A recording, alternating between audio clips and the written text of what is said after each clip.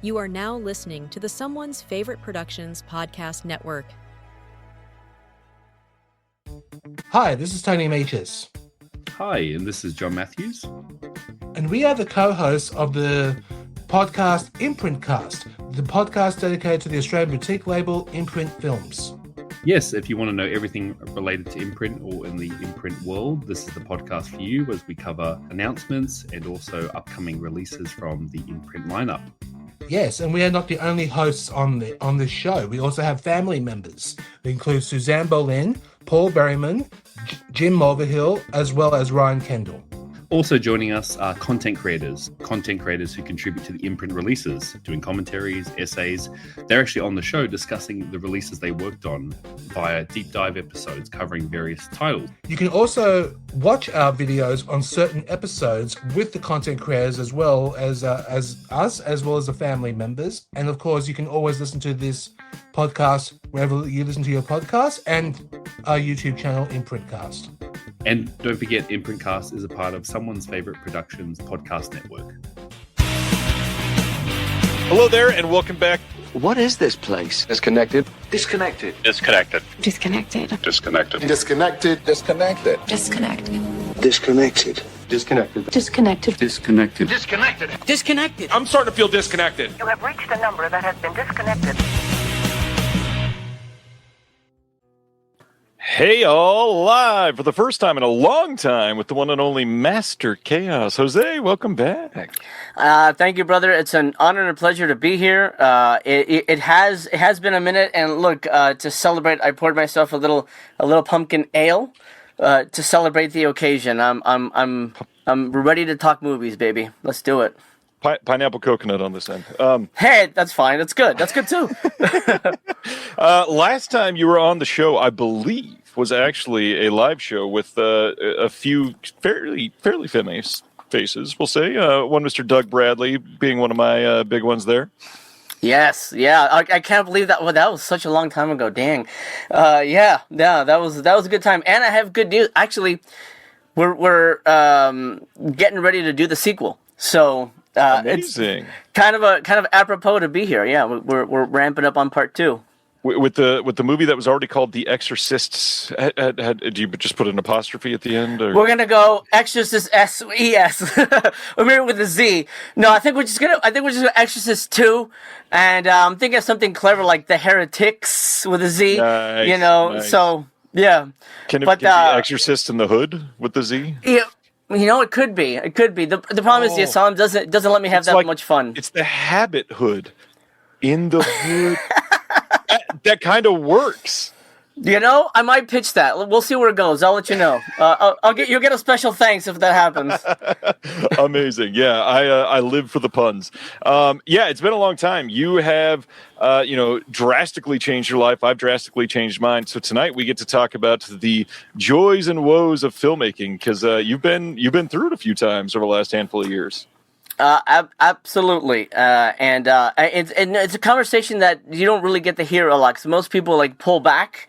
But yeah. I'm one of those guys. I'll give you warts and all.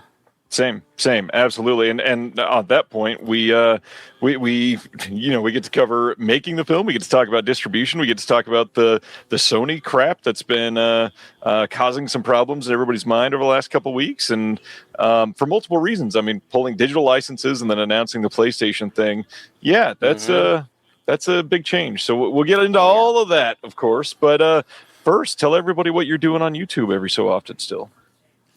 Well, right now, inspired by you, because you were sort of the one to sort of set that weekly show with this current show that we're on right now. And I'm like, man, kind of want to do what Ryan does. I think it'd be kind of fun to have a talk show kind of thing. Yeah. And so I do Tuesdays After Dark, which you've been a guest on. And it's essentially a riff of this. We talk physical media, but then we sort of have a bigger discussion on whatever's going on in the world. And then every once in a while I have a special guest on, but it's mostly sort of I kind of see it as, at least my approach is the Conan O'Brien of the physical media talk show space. That's what I'd like to do anyway. That's my goal. It's a good goal, and it's one that there are lots of communities out there. It fits. It is something that a lot of people turn to and need and find solace. I mean, the big thing is a lot of this physical media in 2026 can be quite insular, and so finding other people to share the joy in that is necessary. I mean, 20 years ago we'd maybe meet at a bar after work to discuss it, but nowadays this is the bar. This is the hangout. This is the hangout, and you could do it in your underwear. You could do it eating whatever you want, and it's the best. I'm currently in my underwear, just so everybody knows. I'm glad you got the email and found out that was a requirement. Right. It's weird. By the way, every guest on this show is in their underwear. Ryan 100% asks for that, so I did it for you. It works. I'm just glad that you went with the frilly ones like I wanted. All right, so let's talk about a few things. Recently, you spent some time in Japan. What were you doing? Family trip. Japan's been on my bucket list forever. To answer R. Hilton, I have a big video coming up. I have to edit. It's taking some time. Obviously, 7 days of subscriber week has taken my effort YouTubing. So now that that's done, I can focus on this. I did buy physical media, but not what you think. So big video coming explaining all that. But went to Tokyo, Kyoto, Osaka, and it was an amazing kind of culture shock experience. It's, Tokyo and Japan in general isn't really what you think it is. It's very much like if you've been to New York or LA, and you've basically been to Japan. Except there's, the language is different, but I was just shocked how, wow, it just really just feels like another city, which is nice because it didn't feel, like we didn't go in any onsens and we didn't have the rice paper screens and all that stuff. We didn't get to do all that because that's out in the villages. But I don't know. I maybe I was expecting something else, but ultimately I had a great time. And big video coming soon. I am very curious to check that out, and I'm very curious now to hear about the physical media, but not what you think. That's always exciting. All right, let's wait and see. Let's discuss some other things. What have you been watching lately? Have you already been able to see Evil Dead Burn yet? No, I have not. Actually, I'm gonna wait on that mainly because my daughter just got cast for Halloween Horror Nights here in Hollywood. Nice. For Universal, and we don't know what maze she's gonna be in. And there's a rumor that there's gonna be an Evil Dead maze. So. Currently she's in New York. She's doing a Broadway camp, kind of thing. So when she comes back, we'll watch the Evil Dead movie, and then if she gets that maze, at least she'll know what happens in the movie. I mean, research is important, for an actor. So we're holding off on it. So it'll be a week before I get to it. Very interesting. I don't know when I'm going to get to see it. I happened to be able to talk to the director of the next Evil Dead movie earlier this year, and he let me in on some tidbits. So I've been very curious since then to hear about it. I know you can't say anything, but do these all connect? I mean, is there like a through line? Not exactly, especially because they've revealed that Evil Dead Wrath, which I thought that was supposed to be out next year, but now some of the online trades are saying it might even be 2028, so who knows when. Oh. But the big thing is that one they have revealed is set in the 70s, and I don't believe Burn or Rise were anywhere near that. I believe those were both fairly contemporary takes, so not sure. Weird. Okay.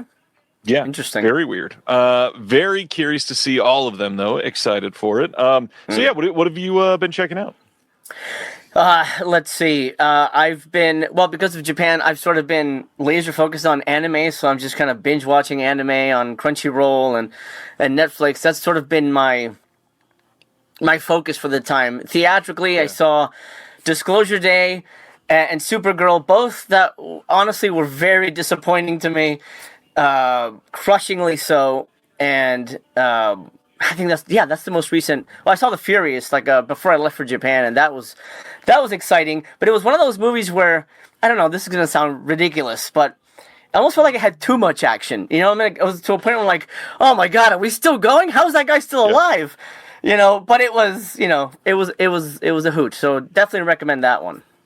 The Furious was fun. I feel bad because I saw it a few months ago at a festival here in Kansas City, and everybody now is asking about the dub. And I guess there was a weird thing that they dubbed everybody's voice in something and maybe changed the mouth movements with AI or something. I don't know about the exact technicalities of it yet, but something like that. And I couldn't recall seeing it, but I think I was just blown away by the action the entire time. And to be fair, it is kind of nonstop. And so I'm watching hands and fists and trying to read subtitles and not really noticing it. So that happened to me. I mean, I didn't have a dub. Mine was subtitled, but yeah, it's like, I mean, luckily it's like, ouch, oh, ah. So you don't necessarily have to read the plot. You get what's going on.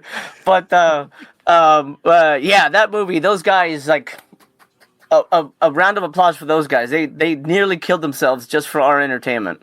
Some of the best in the game. They are crushing it. Absolutely. Yeah, absolutely.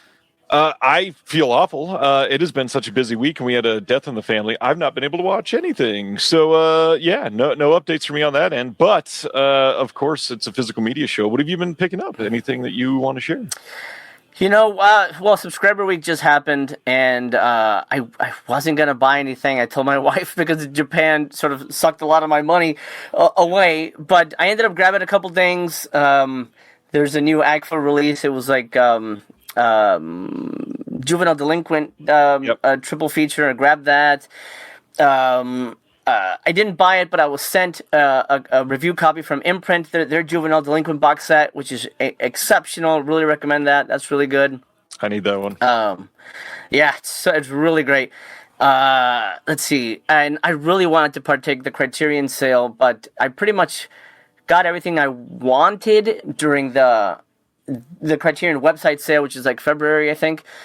And I picked up Killers of the Flower Moon and The Man Who Wasn't There, which is like my absolute favorite Coen Brothers movie. It's very underrated, but I think it's just an exceptional movie.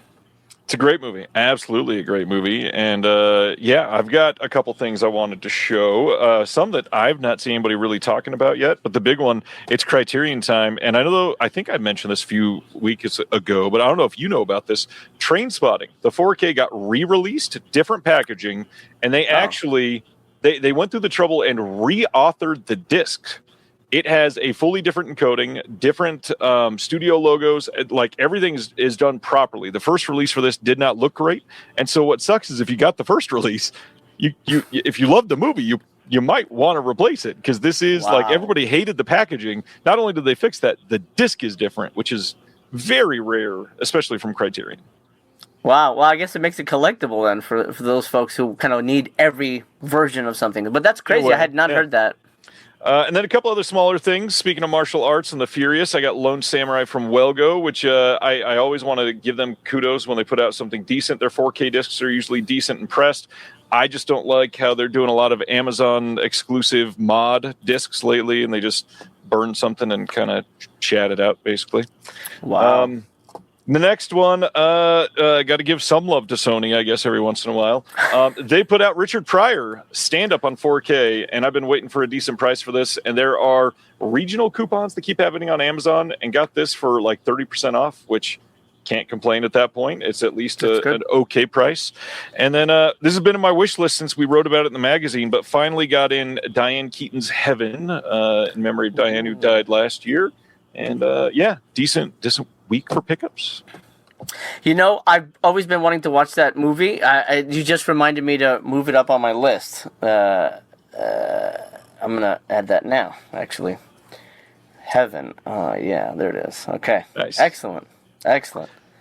Other than that, what is coming up on your channel? Anything else that you want to highlight? Any films recently you want to talk about? Coming up on the channel will be Tuesdays After Dark, kind of around the same time as yours, around 6 p.m.-ish. And then there's a long-running review series that we do called Voyage to the Bottom of the Barrel, where me and my co-host, we sort of take two similarly themed films that are, considered the worst kind of movies ever made, and then we just dissect we try to basically torture ourselves with some of the most interesting cinema out there, thanks to Tubi, mainly. So Voyage, that's ongoing once a month. It's on a different channel every month because every host has their channel. So those are basically my two main shows. And then the first of the month, I cover the Vinegar Syndrome Live reveals, because that's just always fun to do. And like, as you know, that seems to be where the audience is at. If I do Seven, I do Arrow, but they don't bring the audience that VS does. There's a fervor for them. Yeah. Still, after everything over the last few years, it's unending. Everybody's still there. Are you still subscribing at the moment? No, I stopped years ago. I mean, my last subscription year was rough. It was Cardona Volume 1 and oh my God, she was Camille Keaton, the Camille Keaton box set. Not a fan. That name many times. Yes, not a fan. And she's a lovely woman, but the movies were not great. So I was like, I think I'm good. I've tapped out, and so now I just kind of buy what I want. Like, look, yeah, say what you will, but I paid full price for Mac and Me. I needed that. But I get, and I think the beauty of having a community that enjoys cinema is that everybody has different tastes, and I think that's just kind of what makes it so special, that we can all still get along even though we don't love the same movies, and that's cool. That's fine. That's art, baby. And that, as a filmmaker, you love to hear that. You love to hear that. And not only that, I know that there are some people that complain when I say it, but somebody out there loves the Camille Keaton box set. Somebody out there loves Last Gasp. Somebody was so I like it. They announced that. I like Last Gasp. I mean, it's decent. I don't hate it. Some other things, but for sure, I agree. The other thing, I'd love to hear, just what are you thinking about VS in 2026? Are you glad you're not subscribed this year? Last year was rough. Last year was like, no hate for Larry Fessenden, but like, come on, man. We don't need these many box sets. Release, all 4 in one box set. Don't spread them out. And it just felt weird to me. The Troma stuff, I like the Troma stuff. I don't need to own the Troma stuff. So I knew it was like, okay, 2025 was really rough. 26 started out with a bang because I love Demon Warp. It's an incredible movie. But the rest of the year has been kind of whatever for me.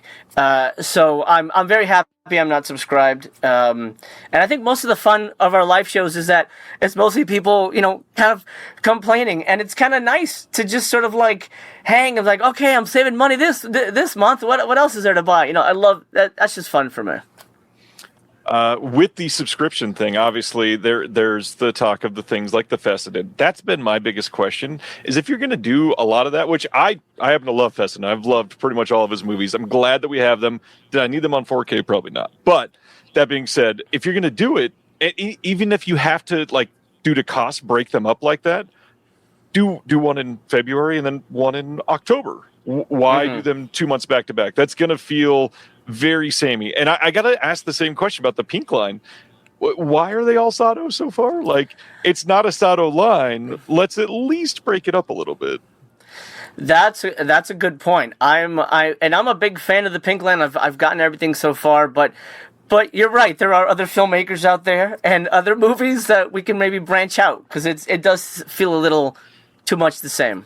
Literally hundreds of other movies. Come on, literally probably hundreds of other filmmakers. I mean, it's at this point, how many volumes are we going to get in before we see a second filmmaker? I don't know, man. It depends. Like, maybe they got like a shit ton of these movies, and like, we gotta blow through these before we can get to anything else. Maybe there's like, I don't know. They have a deadline. I don't know. Yeah, it's hard to tell. Well, and Brendan says, I want every single Sato personally. I do as well, but break it up at least a little bit. I mean, that would, if you've got 8 volumes worth, do 2 and then somebody else, or do 1 and then somebody else, and at least, break up the monotony at least a little bit. Yeah, I agree. I'm also not stoked on the other like 4K upgrades. A lot of us have been collecting for a long time. We watch these movies on every single format for the most part. I don't really need upgrades on every single title. 100%. It seems like it's a Shout Factory, Scream Factory re-release line at this point, and I mean, I get it for some things, but come on, dude, the Mangler? Jeez. I mean, I actually just rewatched that because I'm like, I think I like this, and dude, it does not hold up. I'll defend that Rough. one. It's a master of horror. Like the big directors, pretty much all of them should be in the best format. I get that. You got King and Hooper. I get it. But the re-release things, the upgrades, it does nothing for me. And if you look at the breakdown for the rest of the year, it always says UHD debut. I'm like, I know what that means. Don't do that anymore. It's frustrating, man. Well, speaking of frustrating and 4K upgrades, let's get to our announcements for the week. The first one is a 4K upgrade. August 31st, we're getting a 4K Blu-ray dual format release of The Abominable Snowman from Hammer Films in the UK from 1957. This has, as usual, all kinds of bonus features, plus a giant book. This is one of their big box sets, the big black slipcover, big giant slip box on the inside. This is going to have two iterations of the film, the widescreen 235:1 UK theatrical version, and then the widescreen US theatrical version that was retitled The Abominable Snowman of the Himalayas. Brand new 5.1 mix for both versions. Pretty much subtitles for all of the languages for people that could want this for the most part. Double-sided poster, rigid inner box with new artwork, 8 art cards, and a 120-page book. And I got to say, the Hammer books, have you collected any of the giant box sets from them yet? No, man, these are too big for me. Not only is that what she said, but also these books are... These books are like some of the best in the game. The writing in these have been truly incredible. Definitely want to shout out if you love Hammer, if you love these old gothic horror, these are ones that you should probably check out if you're into it. But I totally get it. Shelf space is rough. Yes. I mean, I actually really like that movie. But I love you, Corinne. It's just I can't justify a massive box for one movie, honestly. Absolutely. Okay, so all kinds of new extras on this. We got multiple new commentaries, new audio essays, including one from Stephen R. Bissett, who's great. New documentaries. We've got all kinds of archival extras. Hammer, of course, has a fairly extensive archive that they've got stuff for on this. Plus, the book has new articles by all kinds of names that you recognize from all of these releases. It is a fully region-free release, so even the Blu-ray discs are region-free. Check it out if you are into it. Now... let's go back to this one. How are you feeling about Vinegar Syndrome putting out the Reviver line, which means they announce a title, you pre-order, and you can't know anything about it other than some vague clues. This one basically said, hey, these are short films. So if you're going to check this out, this is a cultivated cabinet of curiosities containing the weirdest and wildest short films from within their archive. You've got information like a profane film, a musical film that's presented silently, which, okay, that's odd. Stop-motion kids film, sex comedy film and its sequel, psychedelic film, comic book superhero. Like, we don't know almost anything about these, and they're all shorts. Are you immediately grabbing things without knowing the titles? Man, remember that Lost Picture Show box set they released like 3 years ago, and that's still in stock? Reviver is basically that. They realize, wait a minute, why are we putting them in a box set when we can release all of these individually and make 3 times as much money? This is what these are. I got the first one out of curiosity because it was at the time it was at 1,000. Then they added some more. I thoroughly disliked the first one, and I said, you know what? If I miss out on something amazing, I miss out on something amazing. And yeah, I heard the second one was really good. And it probably something I would have enjoyed. But I've decided I'm not buying into Reviver anymore. And this specifically, I've got nothing against short films. That's how filmmakers cut their teeth. That's how you practice. But I have no interest in watching them. Specifically, a musical that is silent. I think that seems, torturous. So I'm passing on Reviver in general. It did not does not hit for me. What about you? I am all in on this one. I, on the other hand, adore short films and seek them out to a problem, perhaps. I think I have playlists saved of literally like hundreds of short films to be able to watch. I was all in on this one, and I'm most excited about this out of all three so far. Wow. Well, I hope it's good. Even if it's not, I'll be glad I got to see it.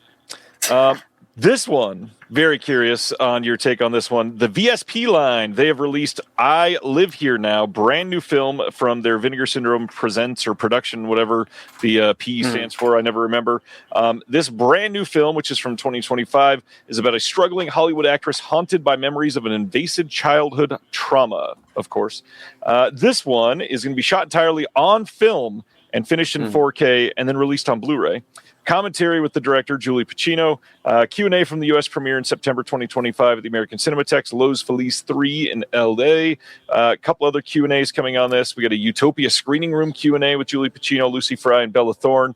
A couple video interviews, including with one of the co-stars, Matt Rife, the comedian. And multiple trailers, 32-page booklet with an essay by Tori Potenza. Are you checking out I Live Here Now?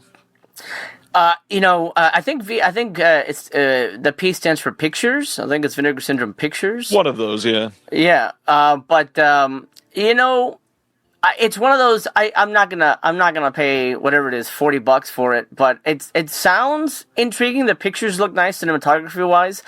Probably something I'd watch on Amazon. But it would be too risky of a blind buy for me. So no, I will not be picking it up. I hear you. Yeah, I'm sure if my wife knew that Matt Rife was in this, she'd want to see it, but I still don't think she understands that he's not very funny. I don't know. I'd give this a watch. We'll see. Next up, the one that set the internet on fire, I guess, this weekend. We got a 4K and Blu-ray release coming from them as part of their VSA line of The Executioner Part 2, and it also includes Hellriders. And this is curious because Hellriders had a VSA release previously. The Executioner Part 2 had a release previously from Vinegar Syndrome, but it was, at this point, I don't know, 13 and a half, 14 years ago. And they did say at the time, it will not be upgraded to Blu-ray. And it looks like they got around that by saying, well, it's upgraded to 4K now. So any thoughts on The Executioner? I don't like this filmmaker. Nothing against James Bryan. I have actually met him. He's a very nice man, but I don't connect with his movies at all.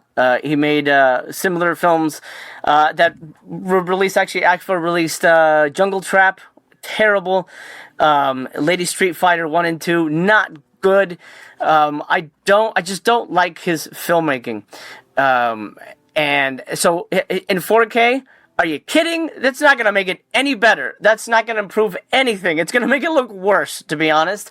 And then that's the only one that got the 4K. Hellriders is still on Blu-ray. Again, I don't understand why include that. They should have done Frozen Scream, which was attached to Executioners at one point.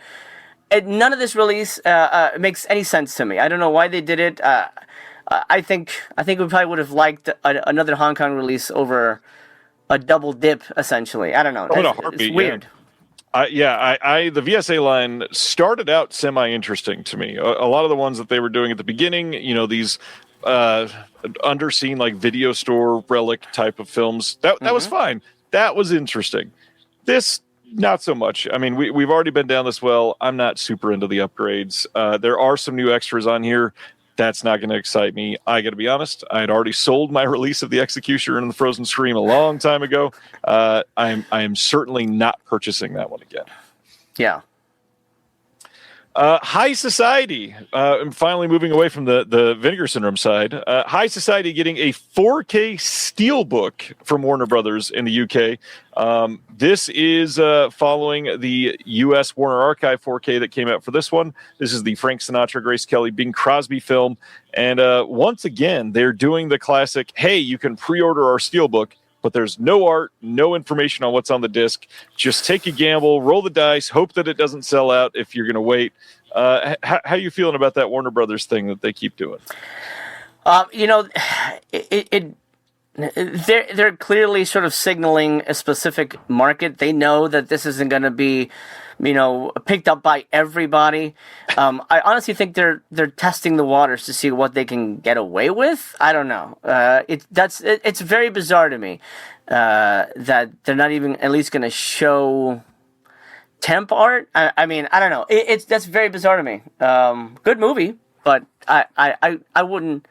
I mean, I would buy it for the movie, but so I guess if you don't really care what the art looks like, I mean, it could look like Little Darlings, and they'll have mustard on their face or whatever. So there is that, but I don't know. It's weird. It's a weird choice. The big thing to me is it's a studio. You're not. I mean, I don't know. You're not going out and commissioning brand new artwork for most of these. They did it, I think it was last year, for Beetlejuice. They announced a new steelbook for Beetlejuice, and it said, artwork not final to be announced. Here's placeholder art. It was the exact same art when they released it on the final day. Like, what are we doing? You're putting the poster on there, most likely. Just show us that. Yeah, that's weird. I don't get it. Anyways. The next one from Vinegar Syndrome over this subscriber week was their VSL, which is The Hand of Night from 1968. This one is a British film that they had been talking up for quite some time. I do like the back of the slip. This looks like a really fun design. This is featuring a host of notable American and British actors, including William Sylvester, Diane Clare, and Edward Underdown. The celluloid archaeologists of Vinegar Syndrome Labs are delighted to dust off The Hand of Night for its first ever disc release in the world. This one is Region A locked, brand new restoration, commentary with Jonathan Rigby and Kevin Lyons, and appreciation by Kim Newman. Featurette on Associated British Path, the production company behind The Hand of Night, with Roger Voss and Franz van Habsburg. And then we got another discussion on how ABP production was budgeted. And that is it. Are you into this era of British films? Absolutely. I mean, reading the description, it sounds kind of boring, to be honest. But I love this era of cinema, and it's probably something I'd like to track down and try before I buy. But I would never, I wouldn't blind buy it, basically. But Vinegar Syndrome taught me one thing: never trust the slipcover art. Never trust the slipcover art, because you never know what you're gonna get. They're trying to sell this thing. They're gonna make it look as cool as possible. And this is a great slip, but for me, it's one of those. I'm gonna try and maybe find it on Amazon or maybe Prime Video. Well, that's Amazon. Tubi. One of those has to have it. So I want to watch it, but I'm not buying it. How about you? Not even thinking about it. I can tell this is not my thing. The VSL line is another one where I don't know. On the one hand, I do understand their need to experiment with the way that they get some of these titles and need to find a line that doesn't ruffle the feathers of people getting it in the subscriptions. Mm-hmm. That being said, this line has just turned into sort of like, How do you feel? It's a mess, dude. It's a complete mess. So weird. I don't know. The sub labels thing, like, I get it. I mean, even with Nintendo stuff, I'm planning a couple different sub labels because you want to curate to people's tastes, and I get that. Mm-hmm. But 3 or 4, that makes sense. 9 or 12, it's starting to get a little sort of funky. Yeah. Yeah. Mm-hmm. All right.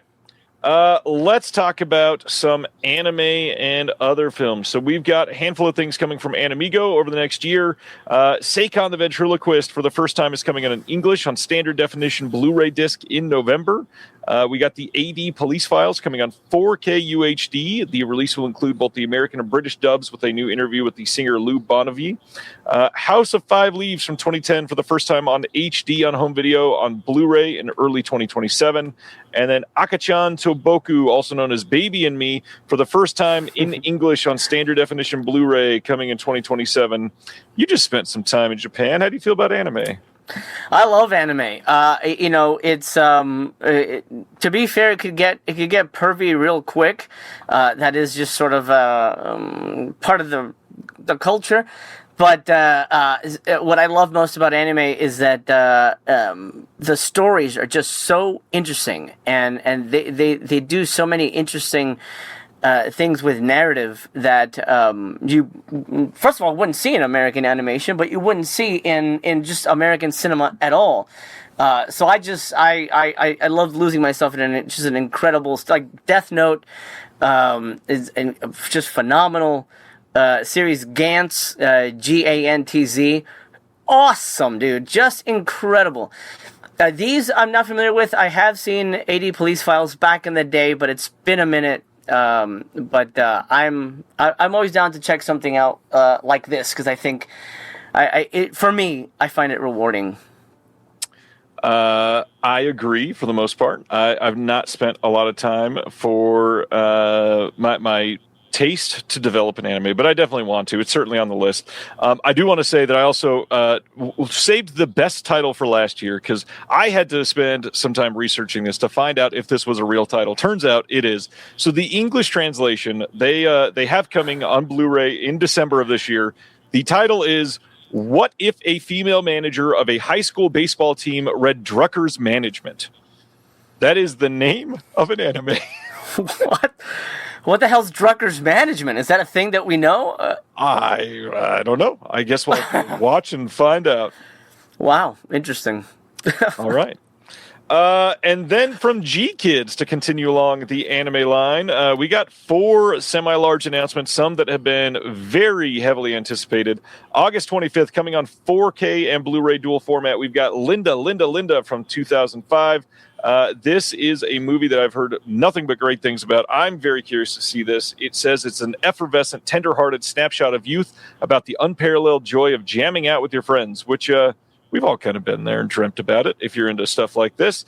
You get a behind-the-scenes featurette, a trailer, and a booklet with a new essay. There's a beauty that can't be seen in photos by David Elric and interviews with the director Nobuhiro Yamashita and the screenwriter Kosuke Mukai. Yeah, I mean, this sounds good. Have you ever seen Linda?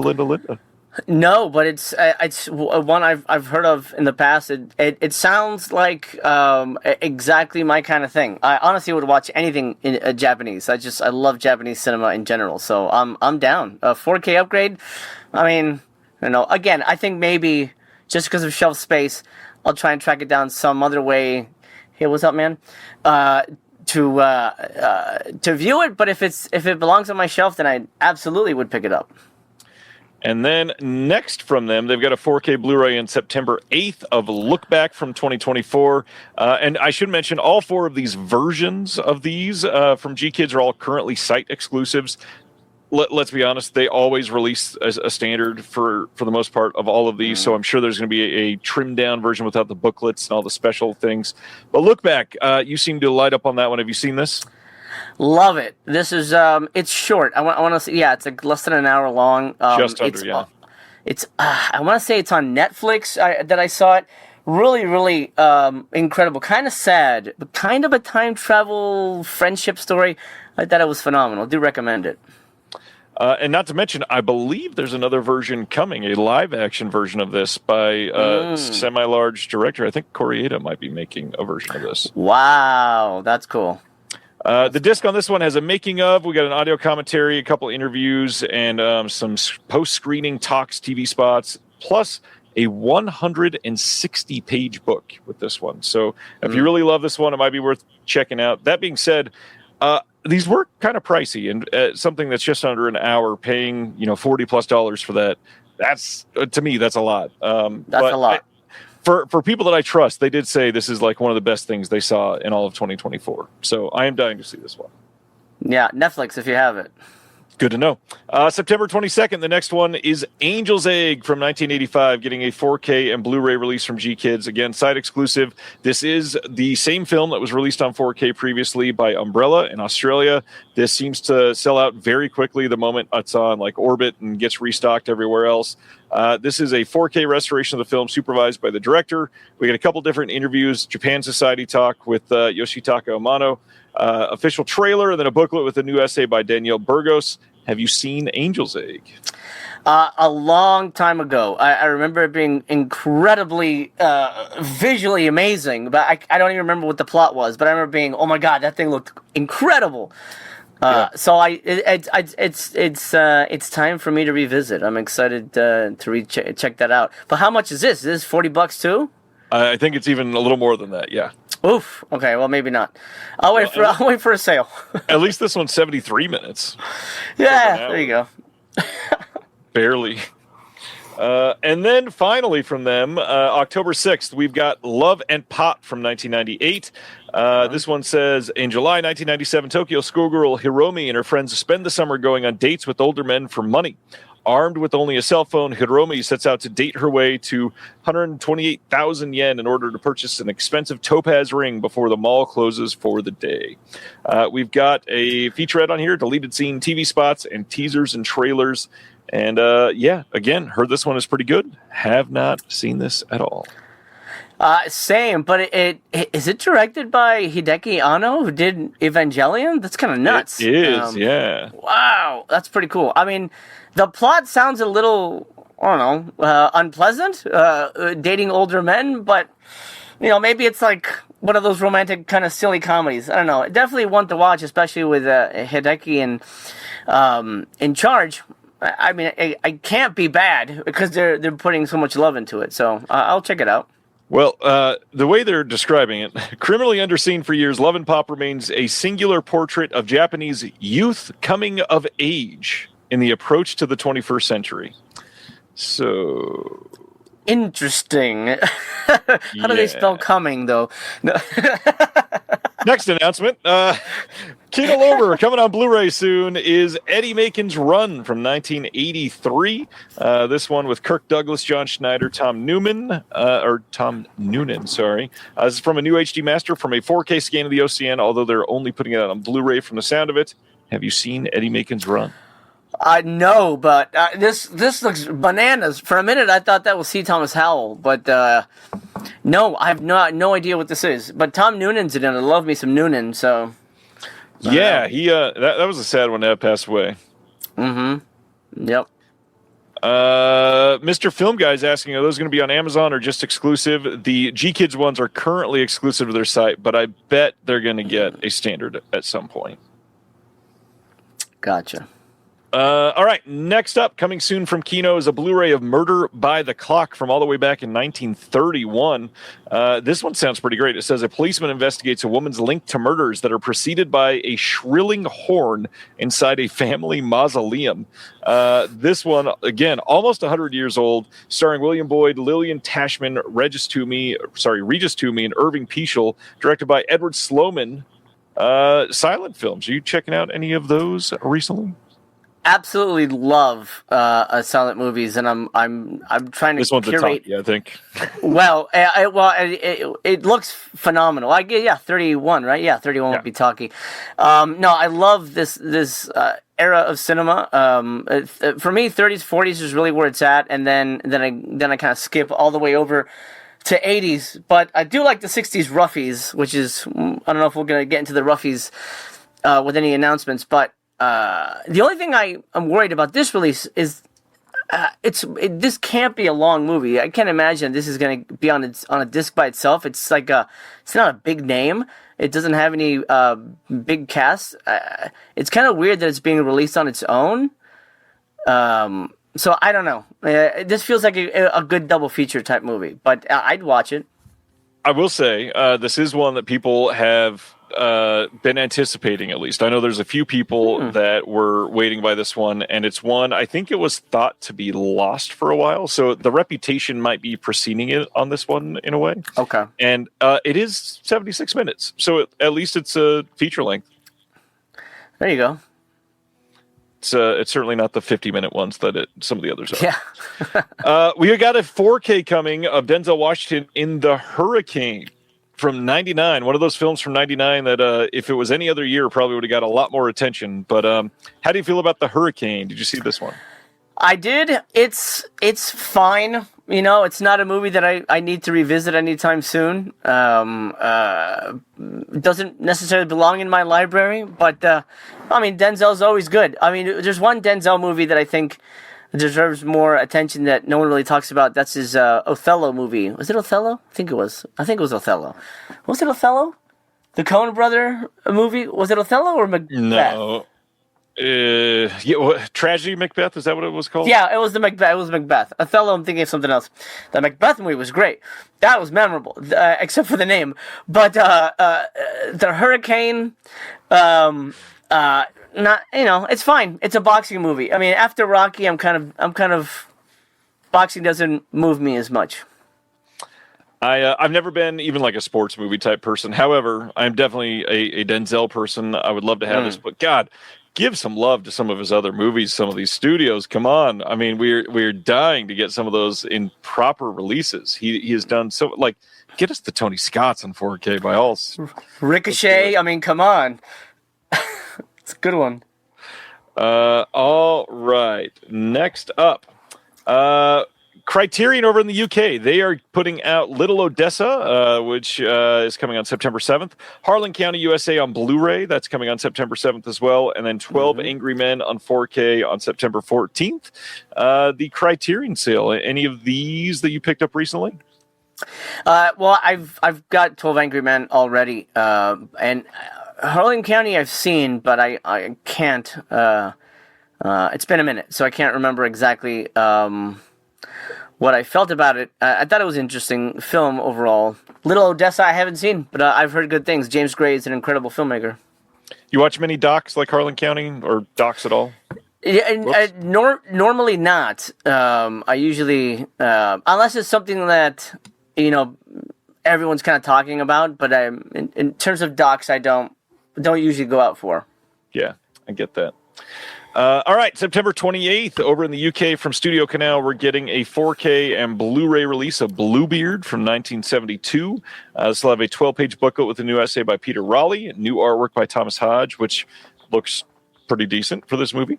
We got a new interview with Anna Bugitskaya on this one, a new audio commentary by Howard S. Berger and Nathaniel Thompson. A reminder that Kino either has released or will be releasing Bluebird on 4K soon as well.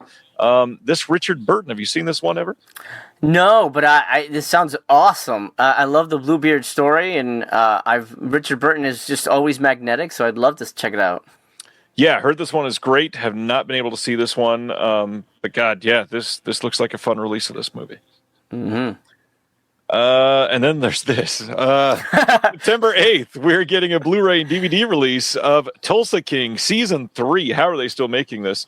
And not only that, I had no idea that let me zoom in here for this pixelated face. I had no idea that Martin Starr was a major part of Tulsa King. Oh, yeah, look at that. And Samuel L. Jackson is in this show, which is what? Have you been watching Tulsa King? Is this your newest must-see TV? Well, I'll be honest. I am the head of the Tulsa King fan club. Amazing. Yeah, I'm the Tulsa Prince is my other handle. No, I've never seen this. I see posters of it all the time in LA, but I just don't have time for TV anymore. It has to be something that like so many people are telling me to watch, and I hear over and over and over. Yeah, you gotta watch. Like, Pluribus was the last show I sunk any time into, and I want to see Widow's Bay because I hear that's really good. Same. But Tulsa King, not for me. No. Cinema 4 says they are filming Frisco King with Samuel Jackson a few blocks from me. So there's a spin-off of Tulsa King being made? It's a universe. It's like a whole King universe. I feel like I'm all, pardon the pun, Stallone on this hill of not watching this then. Like, what in the world? All right. Here we are, I guess. Wow. Next up, Nirvana, the band, the show, the movie. The biggest comedy hit of the last year is getting a 4K and Blu-ray release. This is the only 4K release of this film yet that's been announced. This is coming from Vision's home video over in the UK on September 21st. We've got the commentary with Matt and Jay that I believe is the same as on all the other releases. Different opening, animatic back to 2008 and running cable. Deleted scene, figured it out, featurette, some home movies, and then episode 101 of the show. Plus, if you buy their specific release, you've got a slipcover on it, 4 collectible art cards, and a poster. I've still not been able to see this movie. Did you get to see this one? I have not. At first, when the first time I heard it, I was like, oh, it's about Nirvana. Okay. But then I saw the poster. I'm like, I don't think that's about Nirvana, the Nirvana band that I know. So I literally have no clue what this is about. Is this a documentary, a comedy? I don't know what this is. It is all a comedy. It says when they're planning to book a show at the Rivoli goes horribly wrong, Matt and Jay accidentally time travel back to 2008. And supposedly the humor is spot on and very, very good. And the rumor is that I believe Neon is supposedly supposed to put out their entire show, which actually was a show. And it was called Nirvana the Band, the show. And that's why this is Nirvana the Band, the show, the movie. Right. Okay. And yeah, did want to point out, in case you've not noticed, is the name of this is not spelled the same as the band. There are two N's there. Yeah, I just heard the name. I'd seen the artwork and just kind of never really read it until I'm like, okay, there you go. It's different. Yep, absolutely. Man, this will be a fun one to talk about. 2002's 24-Hour Party People coming out on October 26th in a 4K release from Altitude Films in the UK. Did you ever see Steve Coogan in 24-Hour Party People? I haven't, but I love me some Coogan. I think he's awesome. I like Michael Winterbottom as well. I've heard the title, but I just never got around to watching that. Are you a fan of this one? I've not seen the whole thing. I've seen a couple clips. It looks funny enough. Steve Coogan is great, especially in smaller doses. But from what I hear, the old DVD release of this had an extensive amount of bonus features, and this looks to be losing almost all of them. The other aspect, this was shot on like mini DV cam. This is barely 460p, and there's no reason for this to be getting a 4K UHD release. Wow. That's really weird. That's going to look horrendous on 4K. My God. Okay. It's a good cast, though. I mean, that's an incredible cast. It looks like a fun movie. I certainly would want to watch it. But what in the world are we doing? Upgrading films like that to 4K. It's bound to happen when they run out of stuff. Like, okay, Sledgehammer 4K. It's going to happen, man. I guess, and if it sells, sure. Yeah. Speaking of that, 4K Blu-ray coming out of 54 from Cinematograph. This is from 1998, and the big thing here is we've got two versions of the film. We've got the new 4K restoration of the 1998 theatrical version and the 2015 director's cut, which I have not seen either. This was just not really my style of film. But supposedly this 2015 director's cut is immensely better than the theatrical cut. Have you seen 54? Absolutely. I'm a diehard Neve Campbell stan, and I watch everything she's in. It's not. I didn't love it. It wasn't really my kind of thing, but I do have fond memories of watching it. I didn't pick this up mainly because me and Cinematograph just don't click. I just speaking of labels that don't make sense. Yeah, I don't know, but 54. It's a solid movie, but I don't necessarily need it on my shelf. A bunch of their films, I think, are certainly worthy enough to get from the Cinematograph line, but the amount and the titles and the price point and the size, I don't know. There's some genuine masterpieces in their line, and then some really what are we doing titles in that line, and to have those together does feel a little weird. Yeah, I mean, I get at first it felt like, oh, it's gonna be kind of like, maybe Turner Classic Movies or kind of like an upscale classic movies kind of thing, and then well, actually I have it next to me, so like never forget. Then you get stuff like Go Fish, which I get. Movie. I was not a fan, but I get there's an audience for it. But you put that, and then you get Drop Zone, and then We're No Angels. You know what? It just doesn't feel like it fits for me. And that's my issue with Cinematograph. I feel like there's no. And then there's the merch, but that's a different discussion. We're not going to go down the merch route, which like a lot of their shirts make no sense. Like there's skeletons and cats. I don't know. But anyway, to bring it back to 54, great movie, but I'm not picking it up anytime soon. How many Cinematograph shirts do you own? Well, let's just say if you've got a film line with, I don't know, at this point, like 34 releases or something like that, and you have put out like 96 shirts. Yeah. Yep. There's something weird there. I don't understand. Like I saw for the first time ever. I saw somebody wearing a Cinematograph shirt in public in Really? Kansas City, and I went, "They do exist." I am every single time I'm shocked when they release one film and 4 shirts, and I'm just quite confused every time. Yeah. And it doesn't even fit with the skeletons and aliens and what's happening. That has nothing to do with anything. Yeah. Anyway. Corinne, it was not a homeless person, I promise. It was not like they gave away the shirts from the losing World Series team. No. So this disc, we got new commentaries by Mark Christopher, the director, and Justin Liberty on both cuts of the film. New commentary with the director and the writer on the theatrical cut, some archival commentaries, new interviews all over this thing with a bunch of people associated with the making of the film. New visual essay by Alexander Heller Nicholas, a making of from 2016. Deleted scenes, including footage not found in the director's cut. Never before seen B-roll art from the production, behind the scenes photo gallery, all kinds of photo galleries on here. And then new text essays by Sean Abley, Alex Guter, Dan Mecca. And again, the release itself, first off, they released it with shirts, which sold out pretty much immediately. The art on this, I actually really love the packaging on this one. I don't always love the art, but I did really like it on this one. The only thing I wanted to point out, which I've not seen many people talking about yet, do you notice anything about this shirt? What, the fingers going up the thing's butthole? No, the fact that if you follow the word, it spells cinematograph. Oh, what the hell?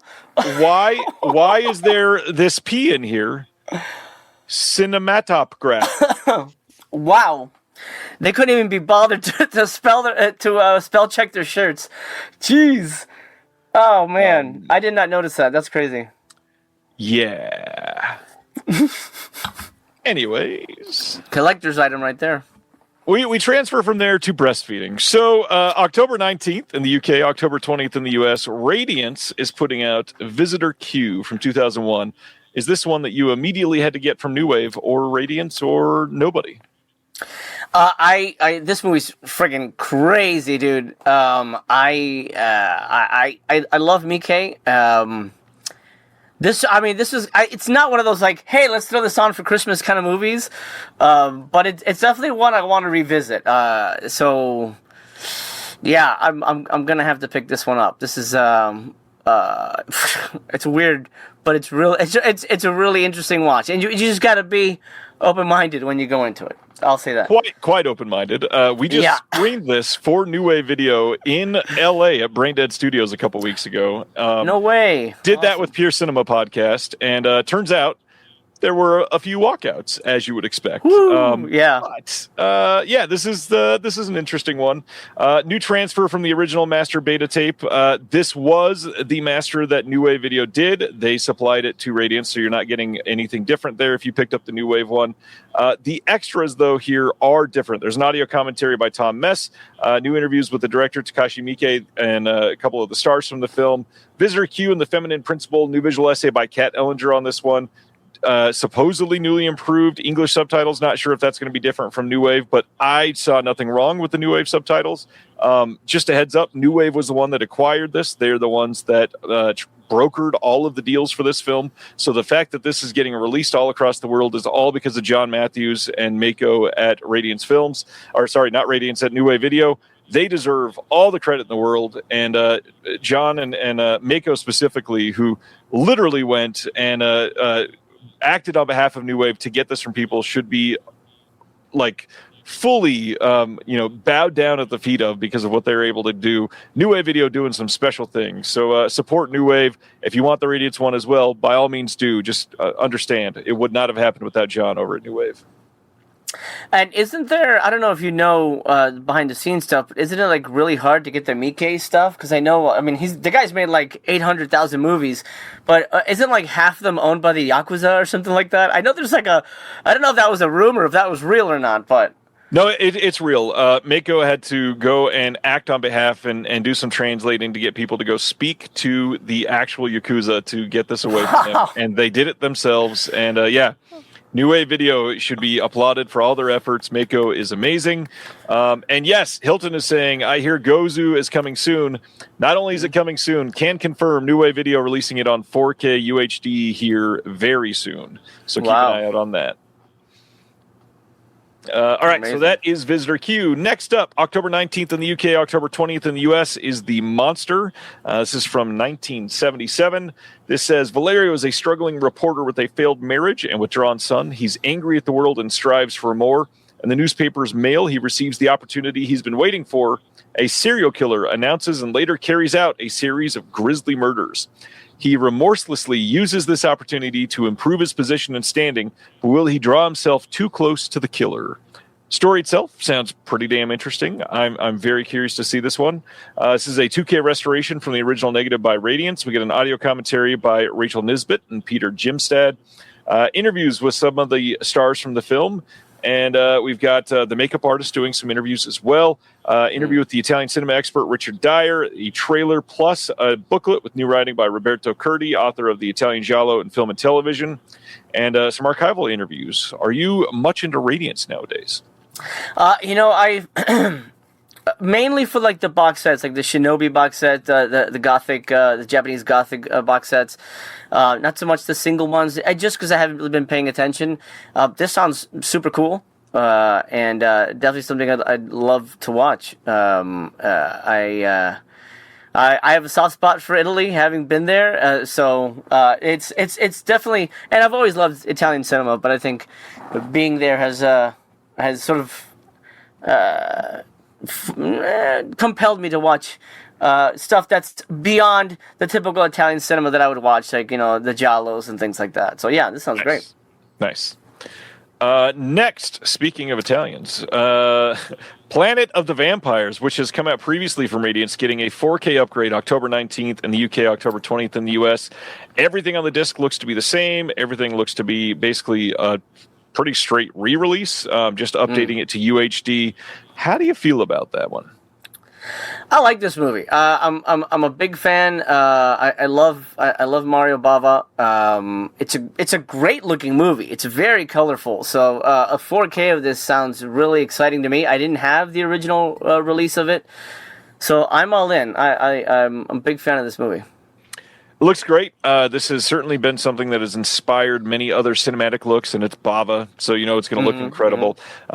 That being said, just under 2 years since the previous release, when this comes out, that's very, very quick. And the other part is this: the original Radiance release came out, and then right after that, a 4K came out in Italy, I think it was, or Germany, or both, maybe even. And those were not like actual 4K scans of the negative that were, approved by everybody, and blah blah blah, and all that fun stuff that makes them actually necessary masters.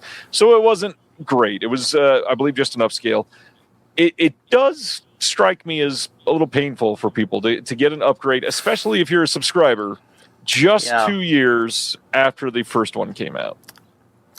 Yeah, absolutely. For that alone, I think the subscription model in general is flawed, especially if a company starts doing this kind of stuff.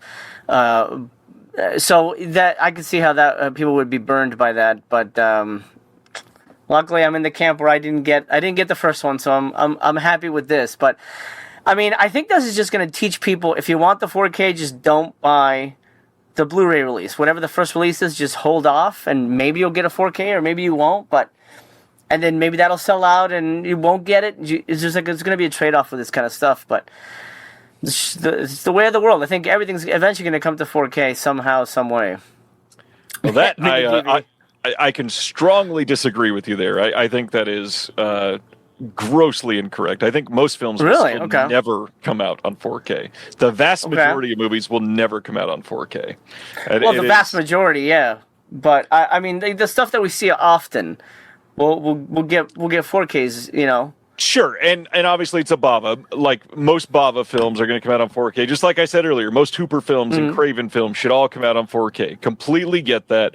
But gosh, even like most modern films are still never going to come out on 4K. That's just the sad reality of it. The cost to do it is making it so that they don't happen. And if people start making decisions and saying, well, eventually this will come out on 4K, so I'm not buying, this industry will literally cave in on itself because to support it, we need people to be able to purchase them. And most films will not come out on 4K. All right.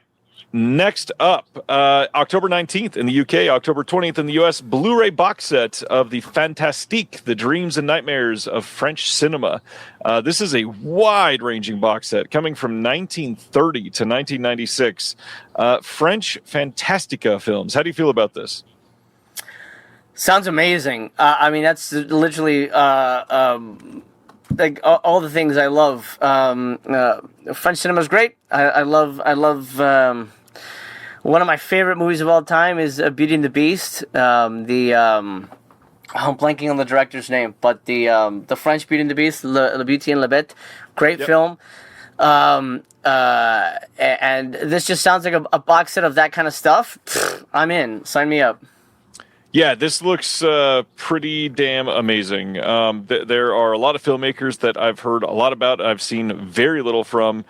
Some giant names, some pretty big titles, which I'm kind of surprised are coming in box sets rather than their own. But I think, if anything, it makes it more appealing to everybody. And it is a little on the expensive side, but you're getting a lot for this.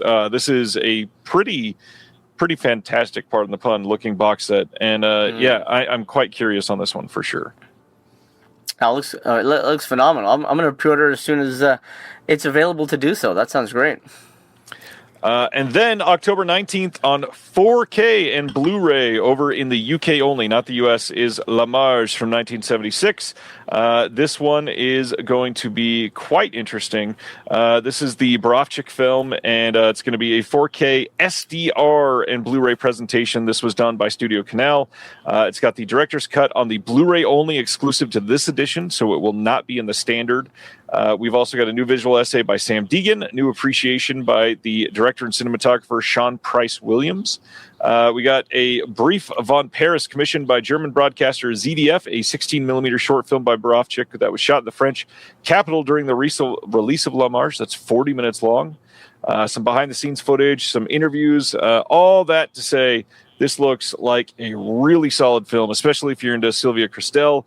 We get a booklet in this with new writing by David Jenkins. You excited by this one?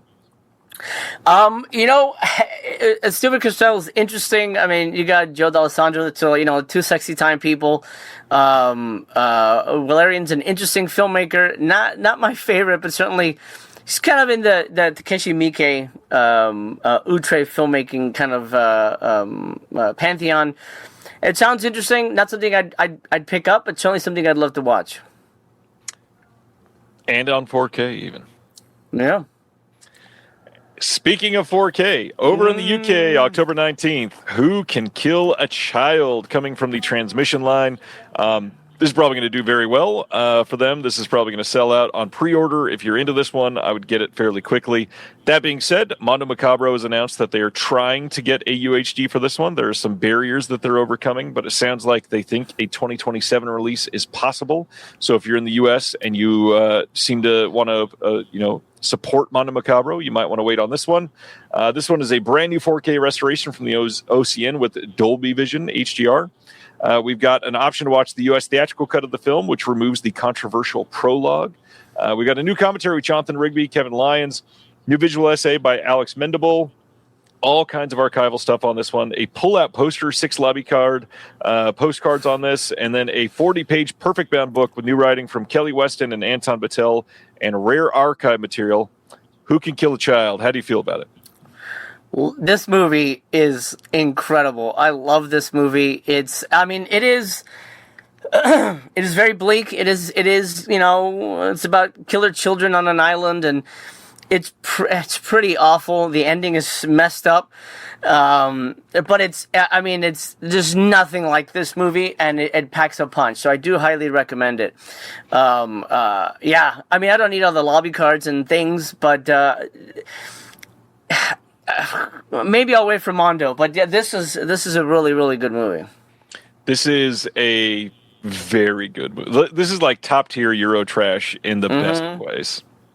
Yeah, I mean, it's a serious, like, it just feels like it doesn't feel, I mean, it's exploitative, but it doesn't feel that way. It's, I don't know, it's really well done. Yeah, check it out.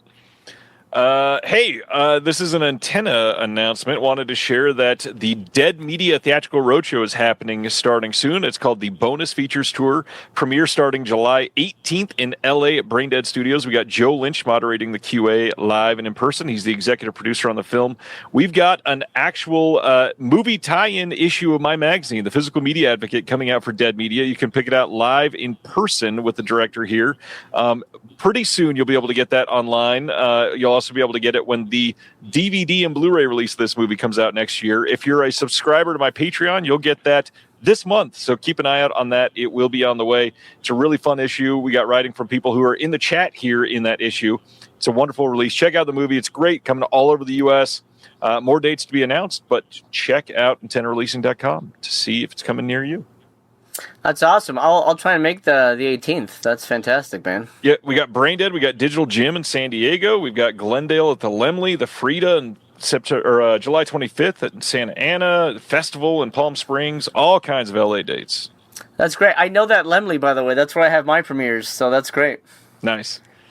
Man, we got a lot of Warner Archive stuff to talk about. So I hope people are ready for that because my goodness, they did like 3 different drops today alone, and then this one was yesterday. So September 2nd, we're getting a 4K and Blu-ray release of one of the best noirs out there, Out of the Past from 1947 with Robert Mitchum. This one's going to have an intro by Eddie Muller on here, feature-length commentary by James Orsini, audio-only extras that are on the disc, and it is going to be a 2-disc release with a 4K and a Blu-ray. Out of the Past, you seen this one? I love it, man. Robert Mitchum, man, he cuts like glass. I love it. Anything he's in is fantastic. 4K, yeah, phenomenal. I'm in. This looks so good. Lots of people excited about this one. That's awesome to see. Yeah, Mitchum is amazing. Very curious to see. Why does he look a bit drunk? It's a noir film. He is a bit drunk. Yeah, it's part of the fun. All right. Next, Wag the Dog from 1997, finally getting a Blu-ray release on August 18th. Quite a prescient film here, if you've never seen this one. This has a featurette on here from Washington to Hollywood, a featurette including interviews with Barry Levinson, Jane Rosenthal, Tom Brokaw, John Frankenheimer, Dee Dee Myers, Bud Schulberg, Chris Hedges, D.A. Panabaker, and others. Audio commentary by Barry Levinson and Dustin Hoffman, and the original trailer. This is a 4K scan of the OCN. Do you remember Wag the Dog? I do. I still have it on DVD. This movie was great. It's just incredible writing. It's just a phenomenal team in general behind the scenes. So yeah, phenomenal movie. Great cast in this one overall, for sure. Mm-hmm. Then, on August 18th, we are getting Montana from 1950 from Warner Archive. This one with Errol Flynn, one of his westerns. We got a classic Warner Brothers western shorts on here, Oklahoma Outlaws, Wagon Wheels West, Gun to Gun. We got Warner Brothers Joe McDoke's short, So You Want to Raise. Warner Brothers cartoon, It's Hummer Time. And then the original trailer on the disc as well. 4K scans, the original Nitrate Technicolor negatives. You into Errol Flynn at all? Yeah, for sure. I love old westerns too. And speaking of shorts, looks like they got a couple of those western shorts. Now that would be fun to watch. I'm like I said, I'm not a shorts guy, but I love those, those serials like the fucking Radar Men from the Moon and all that stuff. I love those kind of things. So I'd be down to. Those are shorts that I would watch. So this sounds great. Nice. Another Western, Sergeant Rutledge, coming to Blu-ray from Warner Archive on August 18th. This is one that a lot of people are very excited about. We get an audio interview with Ben Mankiewicz and Donald Bogle on this one. Warner Brothers cartoons Hop Along, Casualty, and West of the Pesos. This has 4K scans, the original negative on this. Big one here. Directed by John Ford. Woody Strode in this, Jeffrey Hunter. Have you seen Sergeant Rutledge? I haven't, but it sounds amazing, and I'm happy that westerns haven't been forgotten. This sounds great. Yeah, Jeffrey Hunter. Yeah, phenomenal. I'd love to watch this. Big release there. And then Bogey Film, All Through the Night from 1942, coming on Blu-ray on August 18th. Got a commentary by Vincent Sherman and the Bogart biographer Eric Lax. A featurette called Call the Usual Suspects, the craft of the character actor. A vintage 1942 newsreel. Warner Brothers Joe McDake's comedy short, So You Want to Give Up Smoking, and a classic cartoon called Lights Fantastic. 4K scan of the original nitrate negatives here as well. I love that yesterday I had a couple comments come in about people wanting Bogey films on Blu-ray that have never gotten a Blu-ray, and here you go, All Through the Night, making its way to Blue. 1942's All Through the Night. You seen it? I'm not familiar with this movie, but it also has Conrad Veidt, who is just magnetic on screen. So this is fantastic. I'm excited to watch this one too. And then one that I've not seen, The Show Forever from 2014 and 2015, getting a complete series Blu-ray release on August 25th. No extras on this one, but it's got Judd Hirsch. Literally had never even heard of this. Yeah, same. I don't know what this is. It stars Mr. Fantastic himself, but yeah, that's a head scratcher for me. Of all the films and TV that Warner Brothers has, Forever, the complete series. Gotta get it. Then on August 18th, they're also putting out Torrid Zone with James Cagney, Ann Sheridan, and Pat O'Brien. This one says, Big shot Steve Case knows only one man can shape up his troubled Banana Republic plantation fireball Nick Butler, but Nick may be a little bit distracted. He's just met stranded American Lee Donnelly, a chanteuse who can hold her own at a card table, especially if she's dealing. Off-screen pals James Cagney and Pat O'Brien team for the 8th time in this snappy action comedy. We've got another vintage newsreel. Classic Warner Brothers musical short, Ozzie Nelson and His Orchestra, historical short called Pony Express Days, and then a classic WB cartoon that was Oscar nominated called A Wild Hare, plus the trailer. 4K scans of the original nitrate negatives here as well. Never seen this one, but more Cagney's a good thing. Any thoughts? Love me some Cagney, and he looks like John Waters. So come on, he has a guitar. It's gonna be great. It's gonna be great. I definitely would love to see him. It looks like he's clearly playing against type. It looks like he was a real guitarist. Well, then great. I'd love to see him play against type, but also against that mustache. All right, we got some Imprint to talk about before we go back to Warner Archive. That's how many they announced in the last 48 hours. It's been crazy. So let's talk about a bunch of Imprint stuff. August 26th, a Blu-ray set of the Fireball XL5 complete series. This is coming to their Imprint television line. This is one of the Anderson titles, the Jerry Anderson and Sylvia Anderson. This one is the third Anderson Super Marionation production, and the last in black and white. Limited edition 5-disc release. We've got, let's see, I think a couple featured docs, and then a color version of one of the episodes. No extras other than that coming on this. Are you into any of the Anderson releases? You know, after Team America, I can't look at these the same way again. But back in the day when I was younger, they would be running them like Nick and Night or whatever. I watched Thunderbirds and things like that. I'm not familiar with Fireball, but I'm really glad that it's getting new life, for a new audience. That's fantastic. Well, it's not even the last one. They're also doing Joe 90, the complete series. This is from 1968. Lots of very nostalgic photos there on the screen. And it does say there are some new special features coming. They've not confirmed them yet, so check out for that. They've got the Amazing Adventures of Joe 90, a feature film that's in SD on here. Some trailers, making of, all that fun stuff. Another Anderson release. Not that one. Is it like another space one? I guess at least sci-fi, yeah. Sci-fi, yeah. Okay, cool, man. That's great. All right, and then Imprint on all of these are coming on August 26th. By the way, all of them Blu-ray, none of them 4K. This first one, first time on Blu-ray anywhere in the world. We've got Screaming Mimi from 1958. There is going to be 0 extras on this. I know no information about Screaming Mimi. All I know is that that's a term I've heard in the past. Stop being a screaming Mimi, but I had no idea that there was a movie tied to that phrase.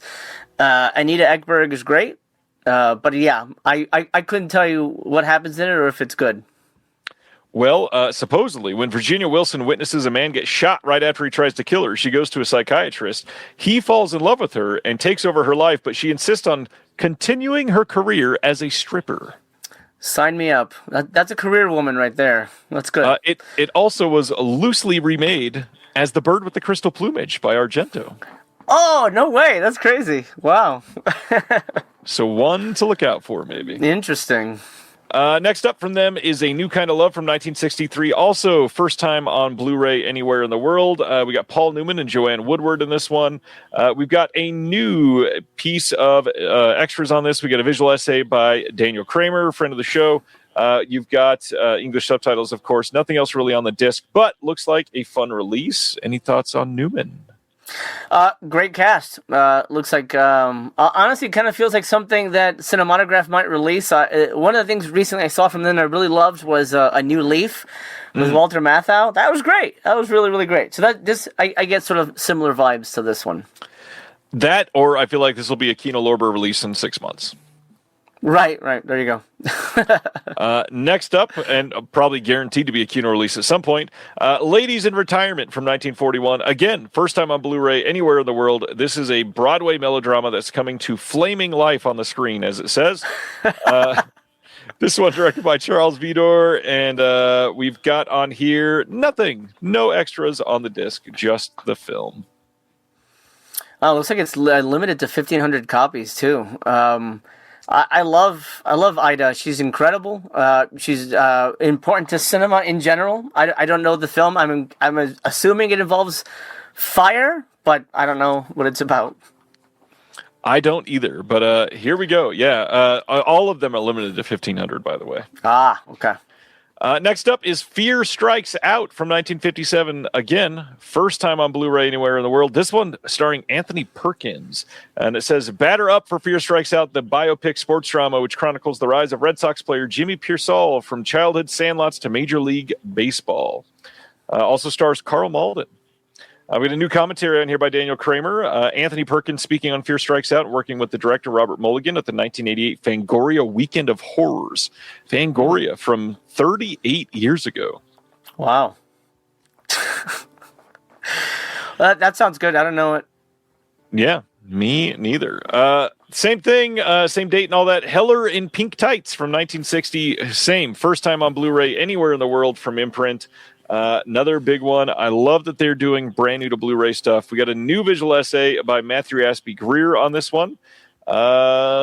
Any thoughts? Have you heard of this one? I haven't, but when it first popped up, I thought it said Helen Keller in Pink Tights. I'm like, that's a weird idea for a movie. I'm sure this makes more sense than what I just said. So it looks cool. Good cast, but yeah, I don't know it. Sophia Loren, Anthony Quinn. Sounds at least interesting. Yeah. Next up from Imprint, 1949's Home of the Brave. Home of the Brave. This one is from the producer Stanley Kramer and the director Mark Robson. We have on this one new audio commentary by Steve Mitchell, 1952 radio adaptation, and that is it on this one. And I, again, don't know anything about it. Imprint's really getting a lot of these unknown films out there. Yeah, that's great. Next one from them is Kim Stanley in The Goddess from 1958. First time on Blu-ray anywhere in the world. I love that you could say that 5 or 6 times about one company in 1 month putting these out. That's always exciting. This one is going to have no extras on the disc, but The Goddess, and looks interesting. Sexy time Lloyd Bridges, so there you go. That's something to write home about. And acclaimed by critics on release, it says, at least. We Were Strangers is the next one. This one from 1949. This is a first time on Blu-ray release as well. This is from the one and only John Huston. This is a historical thriller, and you got Jennifer Jones in this one. No extras. But he made Horizon Pictures to finance the film, drawing on the true story of a plot to assassinate the dictator, Gerardo Machado. It was controversial upon release and a bold answer to the anti-communist witch hunts, which then had Hollywood gripped and even saw star John Garfield himself under suspicion. Oh, that's cool. John Garfield's great, too. So this looks fantastic. I agree. Definitely want to see this one. The next one from them is The Men from 1950. Marlon Brando making his stellar screen debut in this powerful drama from Academy Award-winning director Fred Zinnemann, who did High Noon. This one, we got a new commentary by Alan K. Rode. We got an interview with the film writer Julie Kurgo, archival audio interview with the screenwriter on this one. Brando. You into Brando? Absolutely.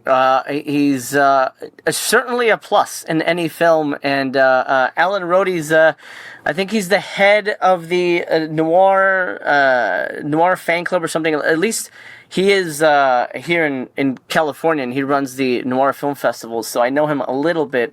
And if he vouches for the movie, then that's got to be badass. Is that the one that's out in Palm Springs?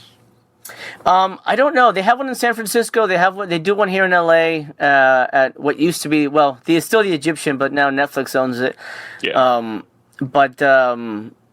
There might be one in Palm Springs. I don't know. So a lot of people are super into noir. There's so many events for it.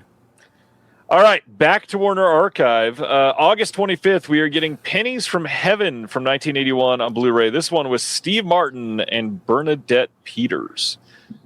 This is a 4K scan of the original negative. We got a scene-specific audio commentary by the critic Peter Rayner. 20th anniversary cast and crew reunion discussion. Have you ever seen Steve Martin and Pennies from Heaven? You know, it's funny when this popped up. I'm like, crap. Have I seen that? I feel like I don't think I've seen this, and I felt like I've seen everything Steve Martin. But I know the title, so I might have run into it on like HBO back in the day. So I don't remember it. But I definitely want to catch up with it. It looks incredible.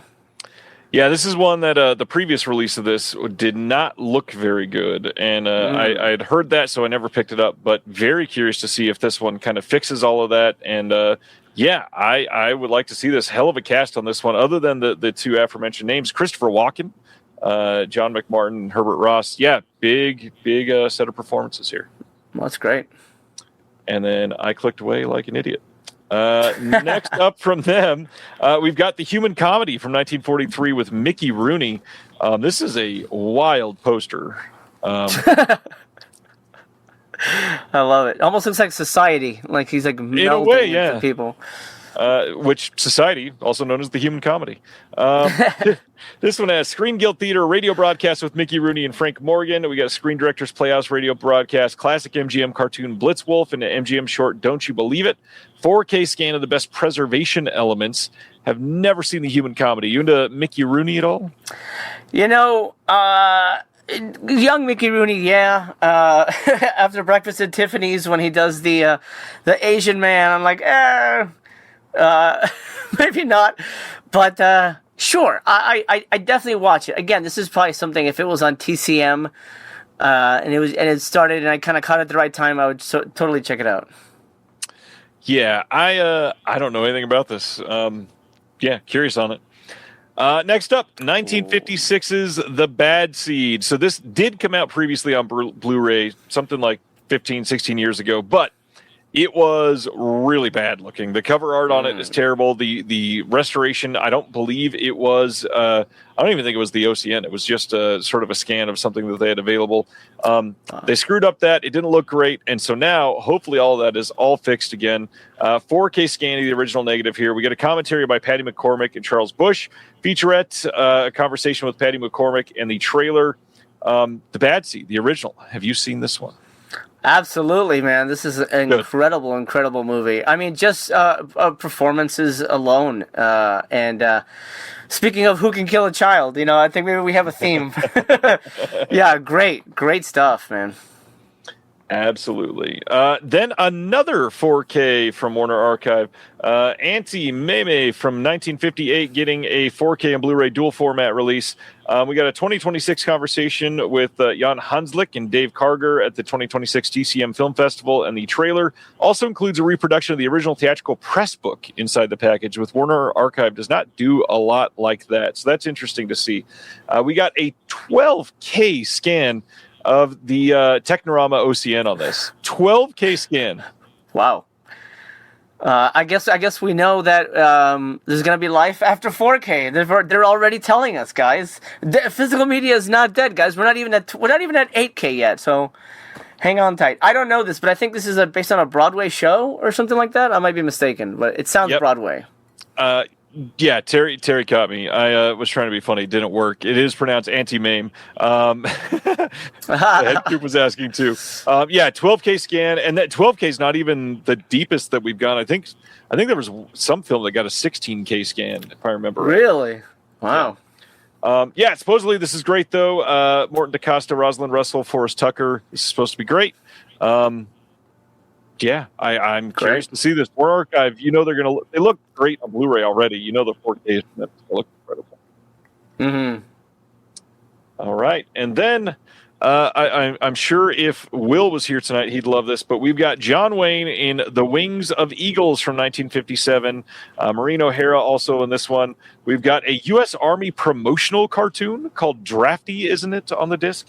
And then the original trailer, 4K scan of the OCN on this one. I don't remember. Are you a John Wayne guy? It depends. I have a funny aside story here about John Wayne. So I was gonna make a Western with Thomas Jane at one point, and we had a lot of people lined up in the cast. It didn't happen, but we had a panel at Comic-Con, and I got to have a panel at Comic-Con, which is so cool. And I was sitting at the end, and then one of the questions was like, because I wrote it, I was going to direct it, but Thomas Jane came on board and he wanted to direct it. And it's one of those things where like, well, he's got the bigger name, he can get the money. Okay, you can direct.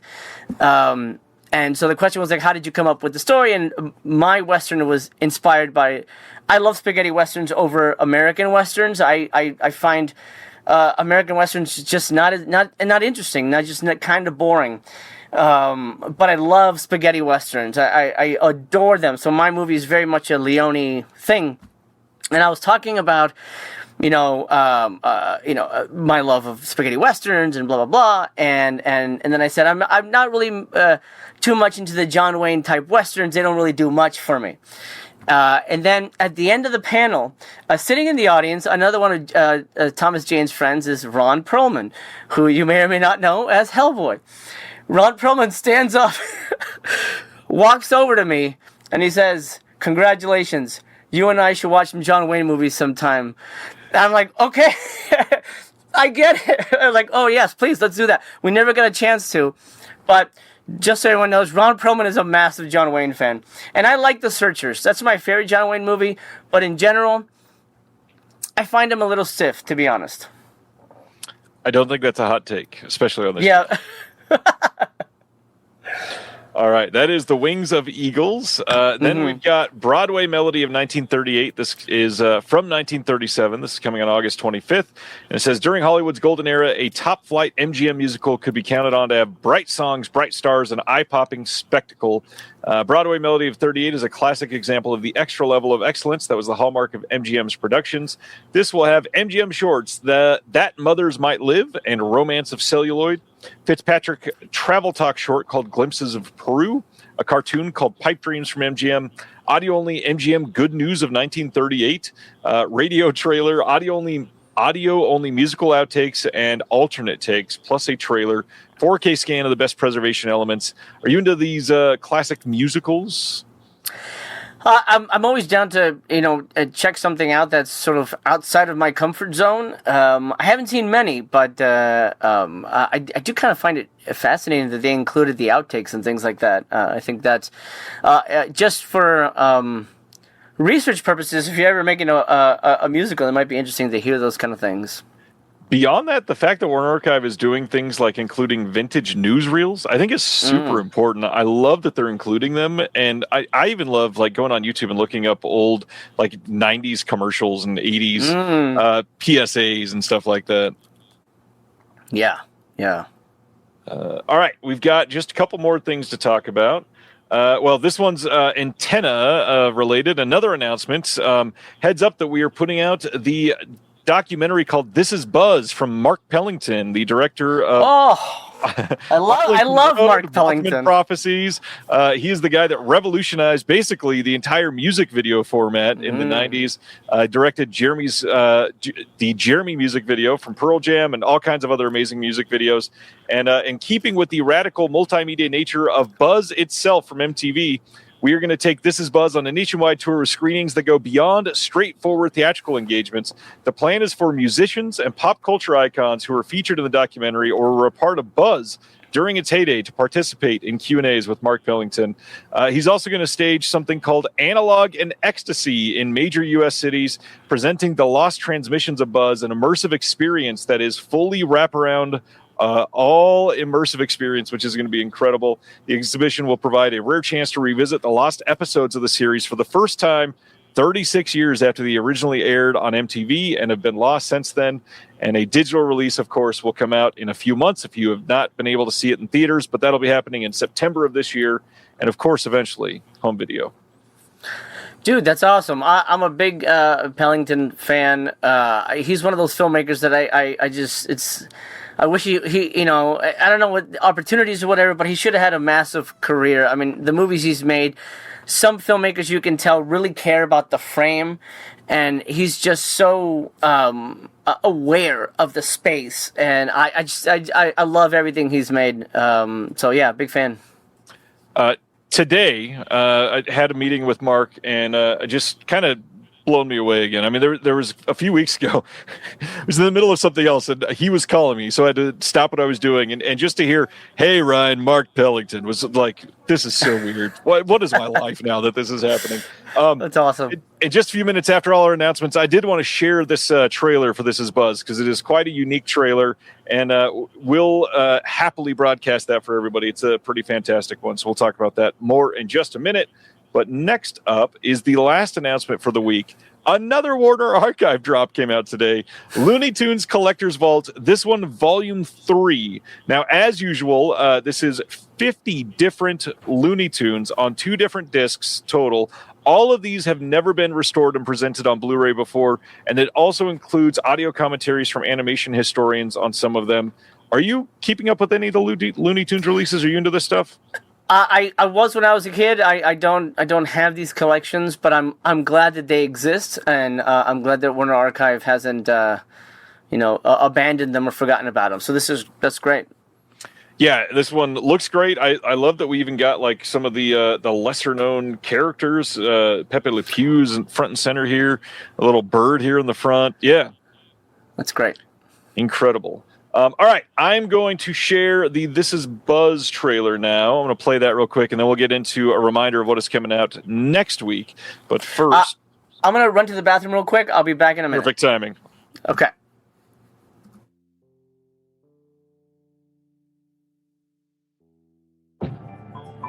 In the spring of 1990, MTV unveiled a radical news magazine series. This is Buzz. Buzz is about people, the future, and change. It broke the formula. It was out there. It was avant-garde. It was pushing boundaries. It transfixed the viewer. Buzz was like the signal that kind of broke through the ether. It predicted our future. We didn't realize that it was actually prophetic. But after just 13 groundbreaking episodes, this was doing something that had never been done before. The show mysteriously vanished. We weren't ready for Buzz. If all television was like Buzz, your head would explode. This is the story of Buzz. MTV Whiz Kids John Klein and Mark Pellington created this show. I remember thinking, God, that guy's brain is on fire. I had been working for ABC News for years. What I wanted to do was make a thematic collage show. He wanted to do a news magazine show. We put this together. This is Buzz. We want the feeling of Buzz to be a hand coming through the TV screen to touch you. There was a feeling that something new was coming. And then suddenly you saw this thing where in 15 minutes you'd seen more ideas than you'd seen in the last 2 years. Way to go, condition. Mark and John had this idea to find out if there was, in fact, a global zeitgeist. The idea that everybody's different, everybody's the same, really resonated with me. It's global, so subversive, and we get to see this crazy stuff from all over the world. We're like kids in a candy store.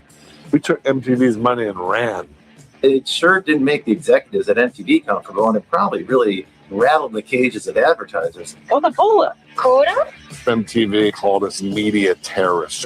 Fuck them, we're going to make whatever show we want to make, however we want to make it. It's just mind-boggling it was so fast. MTV is like, I think that's a penis. And I was just fighting to let the show air. Buzz presented a view of gritty reality, real reality. We weren't afraid of being dark and raw in our emotional output. We want you to feel something. We would give voice to people that were voiceless. Very rare that a TV program actually turns the page of broadcasting history, and that show unquestionably did. Could Buzz be made today? I think Buzz is being made today every single day on TikTok and on other media. We were sampling the world, cutting it up, spinning it back in an interesting way. You can do the same thing. And if you do it with passion, energy, and honesty, other people are going to want to see it too. You said it was an art, so now we're going to rip you apart. This is Buzz. What is this information overload doing to us? We just got to pay attention. I think that was the beauty of Buzz TV. It was asking that question right at the right moment.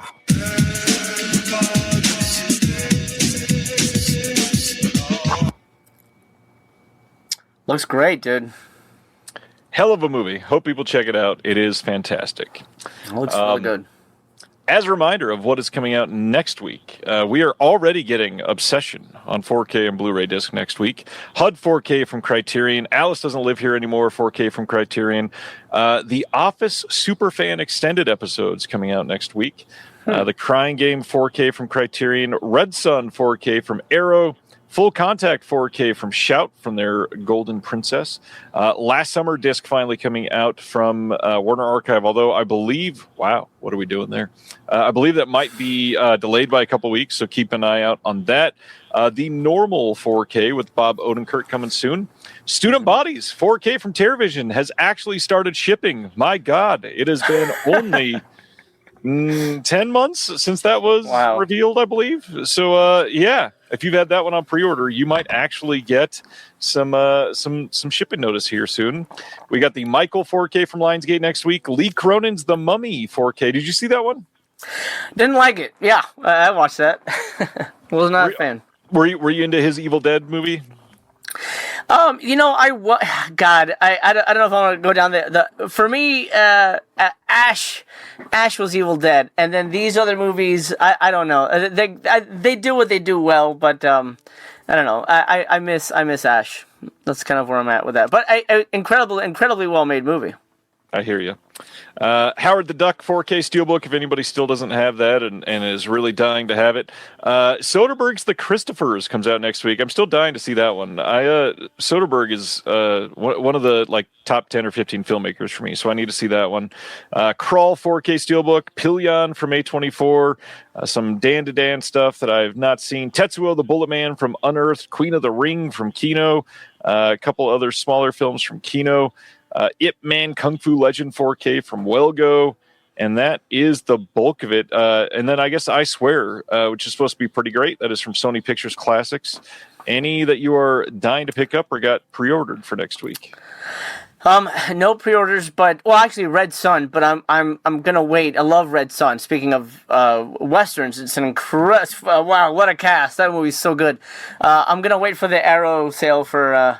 The Barnes & Noble's thing to pick that one up, but I'm dying to grab that one. Well, and that should be next month, I believe. Should be August. Mm-hmm. Usually. Yep. All right. Well, that's all we got. Let's talk about some filmmaking. Okay. You have had the joy to work on how many films at this point? You know, it's crazy to say I've lost count because it sounds so stupid, but you kind of do. I'm gonna look that up. Yeah, I try to look at that and think of that earlier, but God, I lost count again at 6 or 7, I think. I know it's more than that, too. I think it's, well, because, okay, so I'm just gonna limit it to directed, because then that'll be a little more concise. Hold on. I've got all these other movies these are already finished.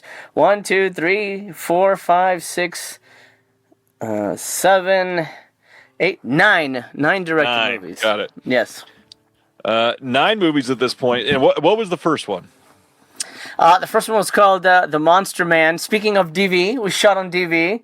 And there's I actually have it here. There is a Blu-ray put out by my buddy Justin DeClue over on his Gold Ninja Video line. So that's pretty sweet. That was very. I felt very humbled by that, and he goes, "Oh, I'd love to put it out." I'm like, "Oh, thanks, man." So yeah, that was the first one. Nice. And getting started, how did that feel? Getting one under your belt, did that feel like it actually prepared you for a second one? Absolutely. I mean, look, most filmmakers kind of already know that they're filmmakers. It's weird because you feel like it's already happened, and you're just sort of racing to get to it's already done. I just have to get to the finish line already in terms of being a filmmaker. So as soon as I graduated high school, I just wanted to go straight into making movies. But then they said, my parents were like, you got to do some kind of college. And I did, I acquiesced. We did like a associate's program, film program, just to get something under my belt. But as soon as that was done, I made this movie literally that summer that I graduated, because I just wanted to start making movies. That's the only thing since I was little, the only thing I ever wanted to do was be a part of movies. And I feel very fortunate that I'm able to continue to do that, because there's some people who will never get a chance to even try. And it was incredible to be able to make it in this one. I made it with all my friends, all my buddies that I'm still in touch with, and so it was, to me, the perfect filmmaking experience. Then it gets harder, but that first one is just the golden. You never forget your first time. It's true, and it is when it comes to making movies, man. Well, that was a lot of really positive adjectives. Is everything as rosy as that sounds with making films in 2026? Well, no. Nowadays it's very hard, and I don't know if it's even harder, because I we weren't around in any other times. But there's the ease of making movies, and everyone can, for the most part, afford a digital camera package. You can get a Red for a decent price, and you can get some actors who will potentially work deferred pay. Like, actually, yesterday, a friend of mine sent me a movie that he was in. Very kind of introspective drama. It's basically 2 characters in a house. Good performances, but it's one of those movies that's like, it's never going to sell, because there's no market. No studio really knows how to sell that. It's not Florence Pugh and, Brad Pitt. It's 2 unknown actors in a house kind of talking. And that felt like that probably would have done okay in maybe early 90s when like Clerks and stuff was taking off. But nowadays, the market, I mean, you probably know more about the distribution side, but from what I understand, there's got to be elements in it that make it marketable all over the globe.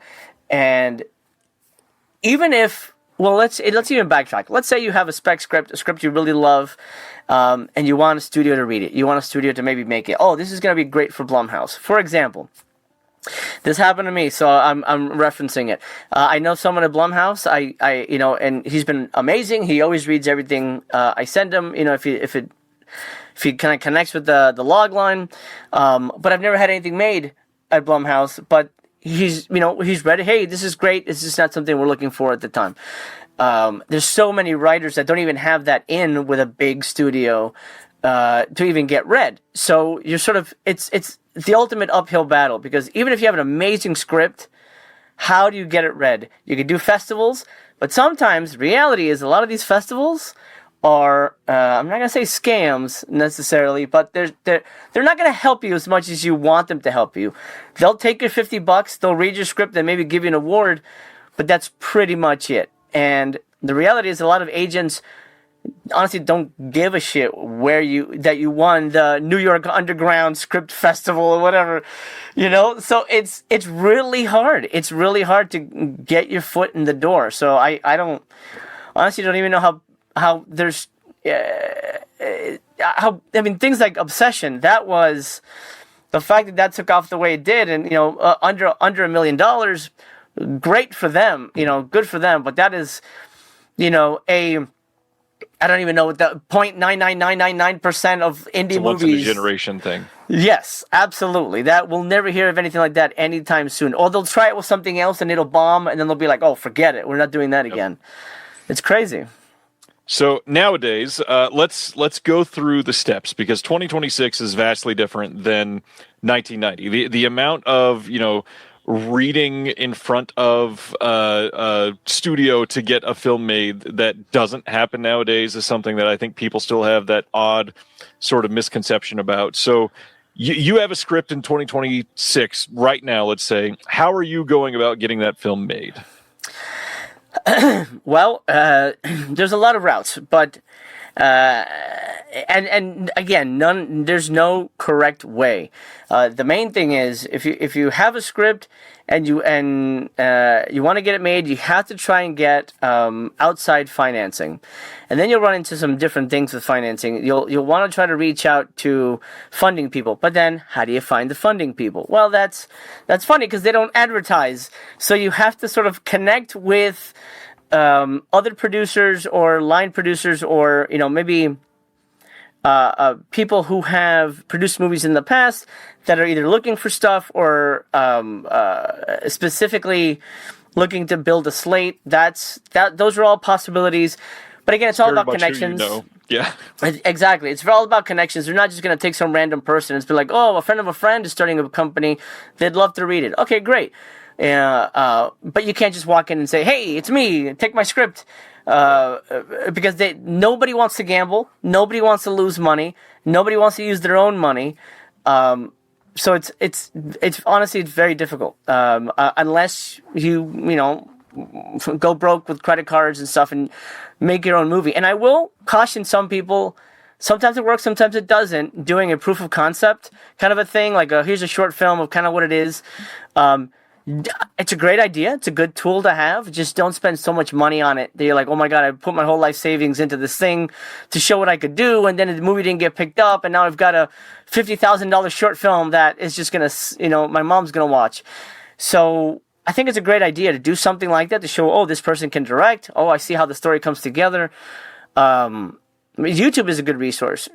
Put some of your stuff on YouTube. That's what's his face, the Obsession guy.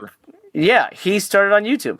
That's a great way to not only cut your teeth, but practice and kind of show what you got. And Milk and Cereal, that came out of nowhere. He didn't even think. He put it on YouTube because no one was taking it, and look what happened. It's really hard, but the goal is you have to find the money. That's the key, and it's just knocking on doors, emailing, and knowing your movie inside and out. And the hard part with that, you say nobody can take the risk. Sure, you can if you're somebody like Markiplier, who has money and resources and can make his own movie and distribute it himself and do everything himself this year. And then the other aspect of that is he can only do that because he has the built-in fan base. And if you don't have millions of people in your fan base already, it's not going to be the same. So it's not something that can be inspiring, I guess, in that way, because that's not really feasible for most of us. Oh, absolutely. It's a good movie, by the way. Iron Lung was fantastic, but he spent a lot of money on it, and he gave himself the time and all that stuff. And someone in the comments, Terry mentioned Kickstarter. Kickstarter is a good way, but that becomes a full-time job. Hey, look at my Kickstarter. Hey, check out my Kickstarter. Hey, support my Kickstarter, and that can get annoying fast. One of my good friends, a fellow YouTuber, a cool duder, Sean does that. He uses Kickstarter to fund his movies, and he's been successful with it. But he's got a platform, and he's got people who support him, and he knows people who put money in as well. But Kickstarter isn't always an open, I know so many people that have lost Kickstarters, and it just didn't work out, myself included. So that's not always the easy way. It's just, I don't know. It's worth a try, but don't bank on that being your only way to do it. Well, and beyond that, it's almost the same thing. If you don't have a whole bunch of people following you, the odds of you getting a sufficient amount of funding just from a Kickstarter, especially after paying for perks and the Kickstarter fees and all that stuff, not super positive outlook on that front. So yeah, make sure you're paying attention to that front. So that's the funding aspect. What about if you're not a writer? What if you're just a director? How do you find a script? That's interesting. I guess just there's a lot of meetup groups for like writers and things like that. Being a writer director, it's I wouldn't know where to go actually to find a hey, who's writing something. I guess you would just meet up with writers or connect with writers. Again, they say networking. It's 100% true. You can't know anybody until they know you. So you have to, I think the best way is work on sets. Just be a PA, work on sets, get to know everybody, from costume to the directors, to the actors. Get to know everybody, and then just sort of make it known. Hey, I'm looking for a script to direct, and I'm sure there's gonna be at least 2 people on that set that have a script that they're looking for somebody to at least to have a director attached, and maybe you can shoot a short film. So many people, working in film. Some of them love what they do, and they're finding their respective departments.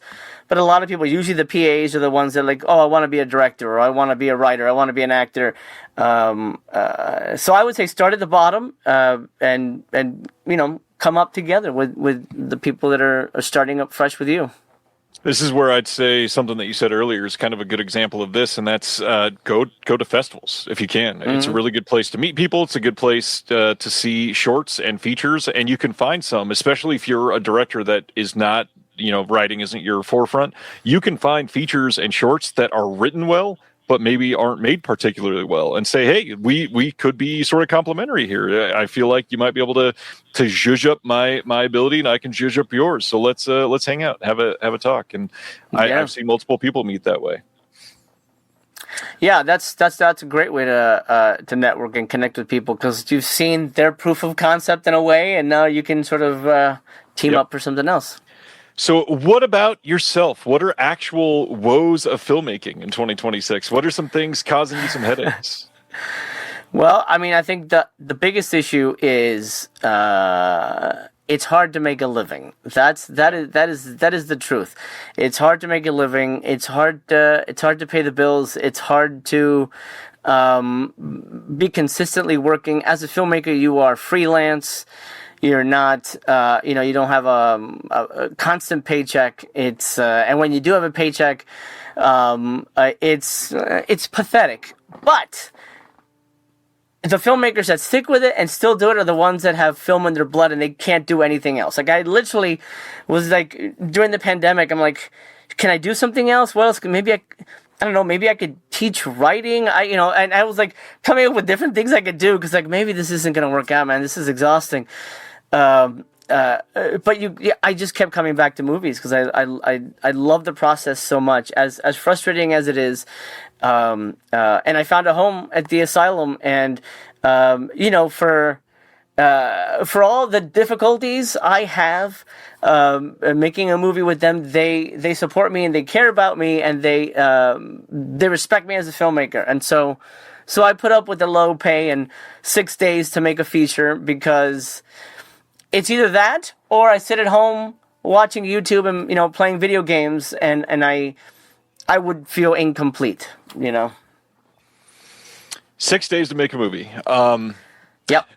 Where to start here? Because obviously This is something I wanted to bring up, but I there's so many people that'll see a film like, and we talked about The Exorcist earlier. This is, it's a real film. It's got 3 acts. It's got proper casting. It's got big names. It's got a score. It's well made. All of that had to be done in 6 days. And that's not a joke. That's not exaggerating. 6 days. So the biggest thing, I think a lot of people don't understand how much when you're a director, you have to truly be able to manage things. This is not just about making choices on a set. How do you feel about that idea? I mean, I honestly, being a director is the best job in the world, because you kind of get to be the, you're like the ringmaster at a circus, and you're like, and now the elephants, and now the tightropes, which is, it's exhausting, but it's a lot of fun. And when they first told me, oh, it's gonna be a 6-day shoot, I'm like, I'm sorry, how's that even possible? Like, do you know, like the first day, it's just everyone's just like loading in, and we're trying to figure out, like, that's impossible. Honestly, it starts with the script, and since I control the writing, I write it in a way where I'm like, okay, well, all these scenes will happen in one location, and then all these scenes will happen in one location. So I got to make sure I have enough page count so that everything that happens in the girl's bedroom is a certain amount of pages, and then okay, that'll be one day, and then one day over here, and then one day over in this location, and I used to do breakdowns of the script, shot lists and things like that, because I thought it was required. But honestly, as soon as you get into it, you're like, okay, you really have to have the movie mapped out. And by that time, I've written it 3 or 4 times, so I've seen the movie multiple times. I'm there with the actors. The worst part is I don't get enough time with the cast. And luckily you have people like Doug Bradley, who's just a pro. I remember I picked him up at the airport, and I said, "Oh, it's a 6-day shoot." He goes, "Oh, okay." And then how many days after I leave? And I'm like, "No, it's 6." He thought it was only 6 days for him. Right. And I'm like, "No, that's it." He goes, "What?" Like, he couldn't believe it. Like, his mind was blown. And I'm like, "Look, do I storyboard? No, I don't have time for it." And there wouldn't be time to communicate that. Right. So you basically have to hit the ground running. I try to get as much, like, we do at least a table read before we shoot. And then I'll give everybody, okay, so when you say this line, this is what this means. Okay, and maybe a little harder than that. Okay, so remember when he comes in, give him a look, and then we'll tweak as we go. Then as soon as you hit location, it's like, guys, we have got to hit the ground running. They say we have 12 hours. We do not, because we have to go through makeup. We have to set up the lights. We have maybe 9 hours of shooting time. And if we have to break down afterwards and like move stuff around, then we got less time than that. We got to hit the ground running. We can't have any, and that's the frustrating part. And I've never really lost my temper on set, but it's just the frustrating part is that time is always against you, no matter what. Especially because you only have 6 days to get everything. And so you run and gun. Okay, so I need 2 cameras. So we're going to get the wide shot here, then a close-up of Doug Bradley. We're going to go through the scene. Now, here's what we're going to do. Put the camera on a slider so we can just move it over here and then aim it at this person. And you got to be running and gunning, making sure that one angle can cover 2 people. Hey, flip around, face this way so we can get your angle from this side so we don't have to move the camera the other way. There's a lot of little tricks you can do to speed up and make sure you got coverage, make sure you get the entire scene because you don't want the movie to be short, and the performance. So there's a lot to keep in mind. And so the fact that Exorcist looks to me like $1 million movie is just a testament to my amazing DP and my incredible cast, because they were with it. Like it's like war. Look, guys, we're going to war. By the end of this, we're gonna be trench buddies. We're gonna be veterans, but we've got to go. And I need you at 100%. And everybody commits because everybody loves to do it, no matter what. And that's the fun part, but it's also the part that kind of breaks you down. Post is like a completely different thing after all this, obviously, and that's a lot of people that are experts in their field, and that each of those could be another hour-long talk on their own. But the big thing here is we'll just assume all those went perfect, because they always do, I assume. At this point, you've made a movie, and that is one thing. But then the almost more difficult part is getting people to see it and actually making money off of it. And working with the Asylum, you have built-in distribution and already set up there. What all of us that are in this industry, we've heard some horror stories on distribution. What are some things that you've heard about other people facing for distribution? What are some things that you faced yourself that have not been great before you went with the Asylum? Oh man, distribution in general is tough because every company kind of looks for their own thing. When I was trying to put Monster Man out back in the day, eventually got picked up by Brimstone Media, which doesn't exist anymore, but they're really nice people. But I met with a ton of people. I sent the movie around, and it was one of those things. It's a SOV comedy. There's no nudity. It's just kind of like Scary Movie before Scary Movie was a thing, and so it was weird to find an audience for that. My second movie, Corpses Are Forever, shot on 35mm film. I could say I shot on film, one of the rare ones. And it's a kind of James Bond meets Night of the Living Dead kind of zombie thing. Sent that one around. One distributor was like, "Oh, I wish there were more exploitative elements." He's basically saying because there's no nudity in it, he wishes there was nudity in it. And I get it. I get that's a thing. And then that's how I met Asylum. They picked that movie up and met up with them. But I know so many people that have movies and they either had to put them out themselves or, it just doesn't go anywhere. It never got picked up and they just had to move on and get a day job. I mean, it's crushing. The reality of the financial side of cinema is brutal. I mean, even you can be in a guild, you could be in, you can have awards to your name, but that sometimes means very little. It's really all about the product, and it can be very mercenary out there, which I feel bad for anybody trying to make a movie and they ask me, "Oh, I'm gonna make an independent movie." I'm like, "Okay, good luck, man." I'm not gonna tell you no, but I just in my mind I know the difficulties. Like right now, honestly, I wouldn't want to make an independent movie on my own because I know the hurdles are so big. And with the Asylum, there's the safety net that they've already got it pre-programmed in. They know who they're selling to. For the most part, the movie's already been sold. We just have to deliver it. And there's a relief there to know that people are going to see what you made.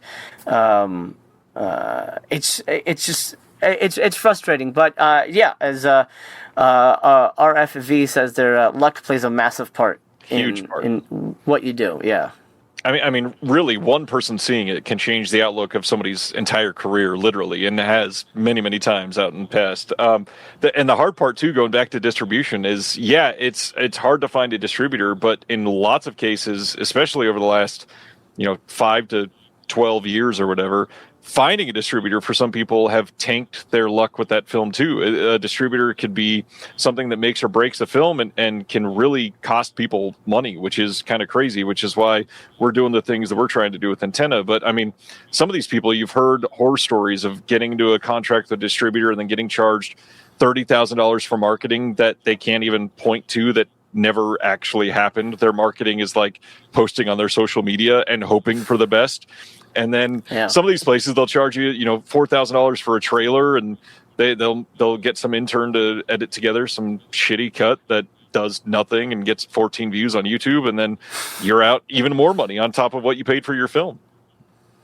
Yeah, there's a lot of shady practices out there, which is it's unfortunate. So that's cool that Antenna's looking out for those guys.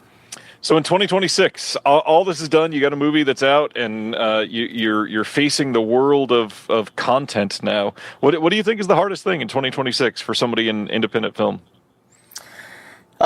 Getting work. I think that is the toughest thing because studios are now, after all the strikes and things like that, I think studios now are more careful. Shooting in LA has become a thing where it's not as prevalent. Even the Asylum now it's shooting in different states because of tax incentives and things like that. the hardest thing is letting people know you're here and that you're available and that you want to work and that you're interested in being a part of the machine. That is the toughest thing. It's still hard to get an agent to even give you the time of day. I mean, I won, for example, I won a prestigious film festival. I got on the Blood List, which was a thing back in the day, which was like the blacklist of horror scripts. And, that script had been read by MGM, Sony, all these places. And agent after agent after agent. And they're like, oh, yeah, this is great. What else do you have? And that's still the case. And I said, okay, well, I send them the other thing. And they're like, oh, we like the other one better, so sorry, we're going to pass. I'm like, wait a minute, but you liked one thing. Why can't you? It's ridiculous. So it's still hard to get representation. And even if you have representation, that doesn't mean an open door. Right. Because you're still low man on the totem pole. They're not going to bust their ass for you unless you were, for example, Indy Navarrete in Obsession. They're going to bust their ass for that girl. They're going to make sure she's everywhere now because she has Obsession behind her. So in terms of filmmaking, getting the opportunities, I think, is the hardest thing. And if you have a movie that you want to get out, your only avenue is the same old festivals. And festivals nowadays carry very little sway. I mean, even Sundance. I know somebody who played at Sundance. They're still not distributed. It's topsy-turvy, my friend. God, even Jim Cummings, he debuted his show at Sundance this year, and he's still probably going to end up distributing it himself. At this point, a big name like him, he's got lots of films under his belt. He's directed films, he's written films, he's starred and done all kinds of stuff. Can play at Sundance, still get nothing. I think last year at a Sundance, only 2 titles got picked up the entire festival. Which very different environment than what Sundance was 10 years ago. Sundance used to be the golden child, and now, I mean, I know multiple films that were signed at tiny festivals this year, and yet Sundance is nothing. And one of the big problems, we talked about scam festivals earlier. The other thing is the big festivals are now studio showcases, and that's kind of what they've turned into, which, God, does that suck. They already have everything built in. That's not what a festival was made to be, ever. Yeah, it's basically, my movie's premiering at this festival. Right. Why do you need that? You don't need that. Come on, man. Exactly. It's ridiculous. What else? What else are you fighting? What else are you finding the most joy in the process in 2026? Honestly, it's no matter how hard it is, the fact that I still get hired to make a movie, I'll break it here on the show. I've got 2 movies coming out. They'll be out next year, but shooting this year. One is Exorcist 2, and the other one I'm super excited for. It's called Crocodile, and it is about exactly what you think it is. Nice. The joy just comes from that, just being able to have fun and tell stories and create characters. And I love working with actors. I love being on a set and being a small little sliver part of that magic that I fell in love with as a kid. That's still, it's so worth it. You sit there at the premiere and you watch it with everybody and you reach the completion of it. It's to me, it's still worth it. It's one of those things that this is how you know someone's a real filmmaker. You ask them, would you do it for free? And the real ones will always say yes. And I would absolutely do it for free, and I kind of almost do, because I do a lot. It's about 3 months of work, maybe 4 months of work altogether, for what most people might get paid for, for a month of work. It's pretty teeny, but you have to put the effort in. And there's a lot of filmmakers that get paid the money, they just direct and they walk away and they let post be handled by the producers. I can't do that. That's my baby. I gotta send my baby off to college. That's the job. So I still to this day love the job, no matter how many times it breaks my heart for other reasons, man. Well, we produced a in-house film this year that's going to be coming out later this year called Organonym with Graham Skipper. And, we've talked about it on the show before, but basically it's about a person who's directing a film, and he has an organ that escapes his body and attacks him because he's going through some stuff. And essentially we're trying to look up taglines that we should use for this film right now. And one thing I want to say about this part that we were just talking about is we are kind of approaching the way that we are going to market this film based on the joy of creating. And the tagline that we're currently leaning towards using is create like your life depends on it, because it does. There you go. Yeah. And and there you go. It's poetic because there's two reasons. Yeah. There's the plot of your movie, but then in general, that's absolutely true, man. Hell yeah. You don't want to regret. You don't want to be, 30 years down the line and go, oh man, I should have tried harder. Man, I should have done this. I should have done that, because there's no going back after a while, Yeah. Well, that's all I got, I think, for this. Anything else that you want to talk about with creating a filmmaking in 2026?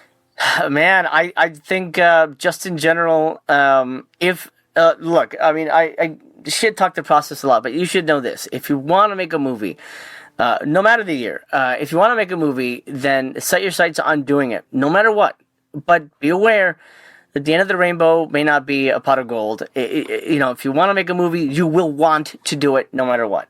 So go ahead and do it. Have fun. Enjoy the process. And meet amazing people. Have amazing experiences.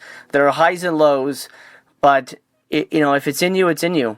No one can tuck you out of it. So allow us to just pat you on the back and say, go do it. But be careful. Make sure that you can afford to feed yourself at the end of the day. Which is already more difficult because 2026 fucking sucks. Oh, so. Yeah. Oh my God. Yeah. It's probably easier to make a movie if you appeal to a certain demographic. You might be able to get money from certain avenues, but whatever. Follow your heart, I guess. Well, and it also helps if you have a partner that has a good paying job. So there's that. So yes, for sure. On that note, thanks for hanging out. Everybody go check out Jose on Tuesday nights live on his channel, linked in the description below. Japan video coming out soon on physical media that's not like you're thinking. Any last shout outs? Thanks to everybody watching. It's been an honor and a pleasure. Ryan, thanks so much for having me, man. Let's do it again. It's been a while since I've been on here, so I wanna hang. And then once I make Exorcist 2, I'm going to send you a link, man. I want you to check it out. You're one of the early people to help us out and get the word out, so I appreciate that, man. Happy to help. And then last thing I'll bring up, Muscle Distribution. Don't forget they've got that Kickstarter going on right now to restore 4 great-looking films. Got a little bit of time left, and they're still looking for some money. So speaking to Kickstarters earlier and the love of that, please go support Liz Purcell and Muscle if you're into it. Other than that, be safe this week. We'll see you all next Thursday. Thanks, Jose. We'll talk soon. Thank you. See y'all. Bye-bye. Thank you for watching The Disconnected. On the way out, make sure that you are subscribed to the channel, that you've liked the video, and that you've copied the link to be able to share it with someone else that may appreciate this.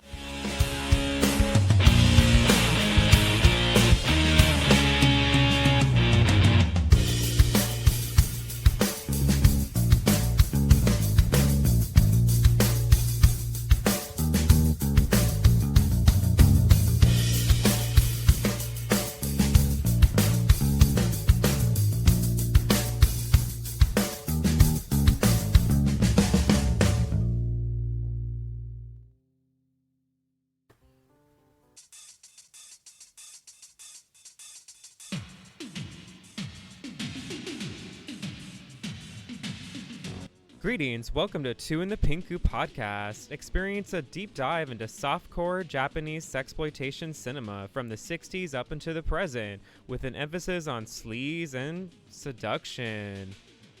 We are monthly or bi-weekly, and we're not even bi. Will pink film save our marriage? Find out on Two in the Pinku podcast.